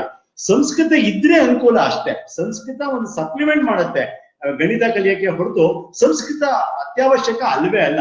ಸಂಸ್ಕೃತ ಯಾವುದೇ ಭಾಷೆ ಕಲಿತರೂ ಕೂಡ ಅದನ್ನ ಪರ್ಸನಾಲಿಟಿ ಡೆವಲಪ್ಮೆಂಟ್ಗೆ ಅನುಕೂಲ. ನಮಗೋಸ್ಕರ ನಾವು ಕಲಿಯೋಣ. ಸಂಸ್ಕೃತನ ಕಲಿತ್ರೆ ಮಾತ್ರ ಅಡ್ವಾಂಟೇಜಸ್ ಬೇಕಾದಷ್ಟಿದೆ. ಅದರಲ್ಲಿರೋ ಜ್ಞಾನ ಭಂಡಾರದ ಅರಿವಾಗುತ್ತೆ. ಇಲ್ದೇನೆ ನಾವು ಸಂಸ್ಕೃತನೆಲ್ಲ ಕನ್ನಡ ಟ್ರಾನ್ಸ್ಲೇಟ್ ಮಾಡಿ ಸಂಸ್ಕೃತನೆಲ್ಲ ಇಂಗ್ಲಿಷ್ ಭಾಷಾಂತರ ಮಾಡಿ ಕಲ್ತ್ಕೋಬೇಕಾಗುತ್ತೆ. ಸಂಸ್ಕೃತದಲ್ಲೇ ಕಲಿದ್ರೆ ಇರುವಂತಹ ಸಂತೋಷವೇ ಬೇರೆ. ಹಾಗಾಗಿ ಸಂಸ್ಕೃತ ಜ್ಞಾನ ಇದ್ರೆ ಸಂತೋಷ, ಇಲ್ಲಿದ್ರು ಕೂಡ ಗಣಿತ ಶಾಸ್ತ್ರದಲ್ಲಿ ಪ್ರಕಾಂಡ ಪಾಂಡಿತ್ಯವನ್ನು ಖಂಡಿತವಾಗ್ಲೂ ಪಡ್ಕೋಬಹುದು, ತೊಂದರೆ ಇಲ್ಲ. ಪೂರ್ಣಿಮಾಜಿ ಹೇಳಿ ಸರ್. ತಮ್ದೇನಾದ್ರು ಪ್ರಶ್ನೆ ಇದ್ರೆ ತಾವು ಕೇಳಬಹುದು. ಇಲ್ಲ, ನಂದು ಪ್ರಶ್ನೆಗಳೇನಿಲ್ಲ, ಬಟ್ ಅತ್ಯುತ್ತಮವಾದಂತ ಒಂದು ಸೆಷನ್ ಅನ್ನ ನಮ್ಗೆ ಕೊಡ್ಮಾಡಿದ್ರಿ ನೀವು, ಅದಕ್ಕೆ ನಾವು ಧನ್ಯವಾದ ಹೇಳಬೇಕು. ಒಟ್ಟಾರೆ ನಾವು ಯಾವ್ದೋ ದೂರದ ದೇಶದಿಂದ ಬಂದಿದೆಯೇನೋ ಗಣಿತ ಅನ್ನೋ ಹಾಗೆ ಭಾವಿಸ್ಕೊಂಡಿದ್ದವ್ರಿಗೆ ಅದರ ಬೇರ್ಗಳು ಭಾರತದ ನೆಲದಲ್ಲೇ ಇದೆ, ಇಲ್ಲಿಯ ಪರಂಪರೆಯಲ್ಲೇ ಹೂತ್ಕೊಂಡಿದೆ ಅಂತ ಹೇಳಿಕೊಟ್ಟಿದ್ದೆಲ್ಲ ಬಹಳ ಅದ್ಭುತವಾದಂತ ಇದಾಗಿತ್ತು, ಸೆಷನ್ ಆಗಿತ್ತು. ಹಾಗಾಗಿ ಇದರಲ್ಲಿ ನನ್ನನ್ನು ಕೂಡ ಭಾಗಿ ಮಾಡ್ಕೊಂಡಿದ್ದಕ್ಕೆ ನಿಮ್ಗೆಲ್ಲರಿಗೂ ನಾನು ವಂದನೆಗಳನ್ನ ಹೇಳ್ತೀನಿ ವಿಶೇಷವಾಗಿ. ಅದಕ್ಕಿಂತ ಮುಂಚೆ ನಾನು ಡಾಕ್ಟರ್ ಪೂರ್ಣಿಮಾ ಅವ್ರ ಹತ್ರ ಮಾತಾಡ್ಬೇಕಾದ್ರೆ ಅವ್ರನ್ನ ಪನಲಿಸ್ಟ್ ನಾವು ಕರೆದಾಗ ಅವರು ಒಂದು ಅನಿಸಿಕೆ ಹೇಳಿದ್ರು. ಅದು ಆಕ್ಚುಲಿ ನನ್ನ ಮನಸ್ಸಿಂದ ಕೂಡ ಇತ್ತು. ಈಗ ಮ್ಯಾಥ್ಸ್ ಬಗ್ಗೆ ನಾವೇನ್ ಮಾತಾಡುವಂತದ್ದು ಅಂತ. ಯಾಕೆಂದ್ರೆ ನಮ್ಮ ತಲೆ ಹತ್ರ ಕುತ್ಕೊಂಡ್ಬಿಟ್ಟಿತ್ತು ಅನ್ಕೊಳ್ತೇನೆ Poornima ji, if I am not wrong. But ಆದ್ರೆ ಸತ್ಯಪ್ರಸಾದ್ ಅವರು ಹೇಳಿದ ನಂತರ ಎಷ್ಟು ಬ್ಯೂಟಿಫುಲ್ ಆಗಿದೆ, ನಂತರ ನಮ್ಮ ಪರಂಪರೆ ಎಷ್ಟು ಚೆನ್ನಾಗಿದೆ ಅದನ್ನ ನಾವು ತಿಳ್ಕೋಬೇಕು. ಆದ್ರಿಂದ ಆದಷ್ಟು ಬೇಗ ಸತ್ಯಪ್ರಸಾದ್ ಜಿ ಅವರು ಇದರ ಮೇಲೆ ಒಂದು ಒಳ್ಳೆ ಪುಸ್ತಕ ತಂದ್ರೆ ಎಲ್ರಿಗೂ ಯೂಸ್ ಆಗುತ್ತೆ. ಅನಂತರ ಪೂರ್ಣಿಮಾರಲ್ಲಿ ಕೂಡ ಅದೇ ಅರಿಕೆ, ತಾವು ದಯವಿಟ್ಟು ಈ ವಿಚಾರಗಳನ್ನೆಲ್ಲ ಜನರಿಗೆ ಮುಟ್ಟುವಂತೆ ಮಾಡಿದ್ರೆ ತಾವು ಉನ್ನತ ಅಧಿಕಾರಿಯಾಗಿದ್ದೀರಿ ಭಾರತ ಸರ್ಕಾರದಲ್ಲಿ, ಅದನ್ನ ಮಾಡಿದ್ರೆ ತುಂಬಾ ಅನುಕೂಲ ಆಗುತ್ತೆ ಅಂತ ಹೇಳುತ್ತಾ ಈ ಕಾರ್ಯಕ್ರಮ ಮುಂದುವರಿಯುತ್ತೆ. ಸಂಜೆ ಇನ್ನೊಬ್ಬ ಭಾಷಣಕಾರರು ಬರ್ತಾ ಇದ್ದಾರೆ, ಡಾಕ್ಟರ್ ಶಲುಪಿಳ್ಳ ಅಯ್ಯಂಗಾರ್ ಅವರು, ಪ್ರಖ್ಯಾತ ವಾಗ್ಮಿಗಳು ಕೂಡ. ಅವರು ಒಂದು ಉತ್ತಮ ವಿಷಯದ ಮೇಲೆ ಮಾತಾಡ್ತಾರೆ. ಆ ವಿಷಯ ಏನಂತಂದ್ರೆ, ನಮ್ಮ ಭಾರತೀಯ ದೇಗುಲಗಳಲ್ಲಿ ಡಾಕ್ಟರ್ ಶಲುಪಿಳ್ಳ ಅಯ್ಯಂಗಾರ್ ಅವರು ಮಾತಾಡೋ ವಿಷಯ ಏನಂತಂದ್ರೆ, ಭಾರತೀಯ ದೇವಸ್ಥಾನಗಳಲ್ಲಿ ವಿಜ್ಞಾನ ಹೇಗಿದೆ ಅಂತ. ಬಹಳಷ್ಟು ವಿಜ್ಞಾನಗಳಿದೆ. ಬಂದಿರುವಂತ ಎಲ್ಲ ಡೆಲಿಗೇಟ್ಸ್ಗೆ ಏನಂದ್ರೆ, ಉದಾಹರಣೆಗೆ ನಾವು ಒಂದು ದೇವಸ್ಥಾನಕ್ಕೆ ಹೋಗ್ತೇವೆ, ಗಂಟೆಯನ್ನ ಬಾರಿಸ್ತೇವೆ. ಗಂಟೆ ಬಾರಿಸೋ ಉದ್ದೇಶ ಏನು, ಅದರಿಂದ ಆಗುವಂತ ನಮ್ಮ ಅನುಕೂಲಗಳೇನು, ಜೊತೆಗೆ ಈ ವಿಜ್ಞಾನ ಹೇಗೆ ಅಡಗಿದೆ ಅದ್ರ ಬಗ್ಗೆ ಸವಿಸ್ತರವಾಗಿ ಮಾತಾಡಲಿದ್ದಾರೆ. ದಯವಿಟ್ಟು ನಮ್ಮ ಜೊತೆಗೆ ತಾವು ಜಾಯಿನ್ ಆಗಿ. ಹೀಗೇನೆ ತುಂಬಾ ಚೆನ್ನಾಗಿರುತ್ತೆ. ದಯವಿಟ್ಟು ಹೇಳಿ ಸರ್. ಜೋಶಿ ಒಂದು ನನಗೆ ಇವತ್ತು ಒಂದು ಅವಕಾಶ ಕೊಟ್ರಿ. ನನ್ನ ಮಾತನ್ನ ನೀವು ಜೋಶಿ ಸರ್ ಮತ್ತೆ ಪೂರ್ಣಿಮಾ ಮೇಡಮ್ ಅವರು ಇಷ್ಟೊತ್ತು ಕೇಳಿದ್ರಿ, ತುಂಬಾ ಸಂತೋಷ ಆಯ್ತು. ಸಂಸ್ಕೃತದಲ್ಲಿ ಒಂದು ಶ್ಲೋಕ ಹೇಳ್ತಾರೆ, ಕರ್ತ ಕಾರಯಿತ ಚೈವ ಪ್ರೇರಕಾಶ್ಚ ಅನುಮೋದಕಾಹ ಸುಕೃತೆ ದುಷ್ಕೃತೆಶ್ಚೈವ ಚತ್ವಾರಃ ಸಮಭಾಗಿನಃ ಅಂತ. ಅಂದ್ರೆ ಇವತ್ತೇನಾದ್ರೂ ಟಾಕ್ ಒಂದು 4 ಜನಕ್ಕೆ ಉಪಯೋಗ ಆಗಿದೆ ಅಂದ್ರೆ 4 ಜನ ಕಾರಣ ಆಗ್ತಾರೆ. ಕರ್ತ ಕಾರಯಿತ, ನಾನ್ ಮಾತಾಡ್ದವ್ರು, ಕಾರಯಿತ ಅದನ್ನ ಮಾಡಿಸಿದವರು ಜೋಶಿ ಸರ್ ಮತ್ತೆ ಪೂರ್ಣಿಮಾ ಮೇಡಮ್, ಪ್ರೇರಕ ಅಷ್ಟೇ ಅದಕ್ಕೆ ಪ್ರೇರಣೆ ನೀಡಿದವರು, ಈ ಮಾತನ್ನ ಕೇಳಿದ ಬೇರೆ ಎಲ್ಲ ಶ್ರೋತೃಗಳು. ಯಾವುದೇ ಒಳ್ಳೆ ಕೆಲಸ ಆಗ್ಲಿ ಕೆಟ್ಟ ಕೆಲಸ ಆಗ್ಲಿ ಈ 4 ಜನರು ಸಮಭಾಗಿಗಳಾಗಿರ್ತಾರಂತೆ. ಹಾಗಾಗಿ ಇವತ್ತೇನಾದ್ರೂ ಈ ಟಾಕ್ ಇಂದ ಸ್ವಲ್ಪ ಉಪಯೋಗ ಆಗಿದೆ ಅಂದ್ರೆ ಎಲ್ಲರೂ ಕೂಡ ಅದಕ್ಕೆ ಸಮಭಾಗಿಗಳು. ಹಾಗಾಗಿ ನನಗೊಂದು ಅವಕಾಶ ಕೊಟ್ಟಿದ್ದಕ್ಕೆ ನಾನು ಹೃತ್ಪೂರ್ವಕವಾದ ಧನ್ಯವಾದಗಳನ್ನ ಜೋಶಿ ಸರ್ಗೆ ಅರ್ಪಿಸ್ತೀನಿ. ನನ್ನ ಹೆಸರನ್ನ ಪ್ರಪೋಸ್ ಮಾಡಿದಂತಹ ಗಣೇಶ್ ಅವರಿಗೆ ಹೃತ್ಪೂರ್ವಕವಾದ ಧನ್ಯವಾದಗಳನ್ನ ಅರ್ಪಿಸ್ತಾ ಇದ್ದೀನಿ ಸರ್. ತುಂಬಾ ಧನ್ಯವಾದಗಳು. ಧನ್ಯವಾದಗಳು ಸತ್ಯಪ್ರಸಾದ್ ಜಿ. ಸ್ನೇಹಿತರೆ, ಈ ವೆಬಿನಾರ್ ಸರಣಿಯನ್ನ ಮಾಡಿದ ಉದ್ದೇಶ ಏನಂದ್ರೆ ಪ್ರತಿಯೊಬ್ಬರಿಗೂ ಭಾರತೀಯ ಪರಂಪರೆಯ ಬಗ್ಗೆ ಸ್ವಲ್ಪ ಹೆಚ್ಚಿಗೆ ಮಾಹಿತಿ ಸಿಗ್ಲಿ. ನಮ್ಮಲ್ಲೇನೆ ನಮ್ಮ ಜೊತೆಗಿರುವಂತಹ ಸ್ನೇಹಿತರಲ್ಲೇನೆ ಆಗ್ಲಿ ಅಥವಾ ನಮ್ಮ ಗುರು ಹಿರಿಯರಲ್ಲೇ ಆಗ್ಲಿ ಬಹಳಷ್ಟು ಜ್ಞಾನ ಇದೆ, ಅದು ಜನರಿಗೆ ತಿಳಿಯಬೇಕಂತ ಒಂದು ಉದ್ದೇಶ. ಹಾಗಾಗಿ ಇದನ್ನ ಅಪ್ನಾ ದೇಶ್ Mysuru, ARDSI Alzheimer's related disorder society of India, ನಂತರ ಸುಧರ್ಮ ಸಂಸ್ಕೃತ ದಿನಪತ್ರಿಕೆ ಹಾಗೂ ಇಂಜಿನಿಯರಿಂಗ್ ಅಸೋಸಿಯೇಷನ್ ಅವ್ರ ಜೊತೆಗೆ ಮಾಡಿರುವಂತಹ ಇದೊಂದು ಚಿಕ್ಕ ಕಾರ್ಯಕ್ರಮ ತಮಗೆ ಇಷ್ಟ ಆಗಿದೆ ಅಂತ ಭಾವಿಸ್ತೇನೆ. ದಯವಿಟ್ಟು ನಮ್ಮ ಜೊತೆಗೂಡಿ ಸಂಜೆನೂ ಬನ್ನಿ. ಮತ್ತೊಮ್ಮೆ ಎಲ್ರಿಗೂ ನಮಸ್ಕಾರ. ಪೂರ್ಣಿಮಾ ಅವರೇ, thank you for joining with us. Thank you so much. Thank you.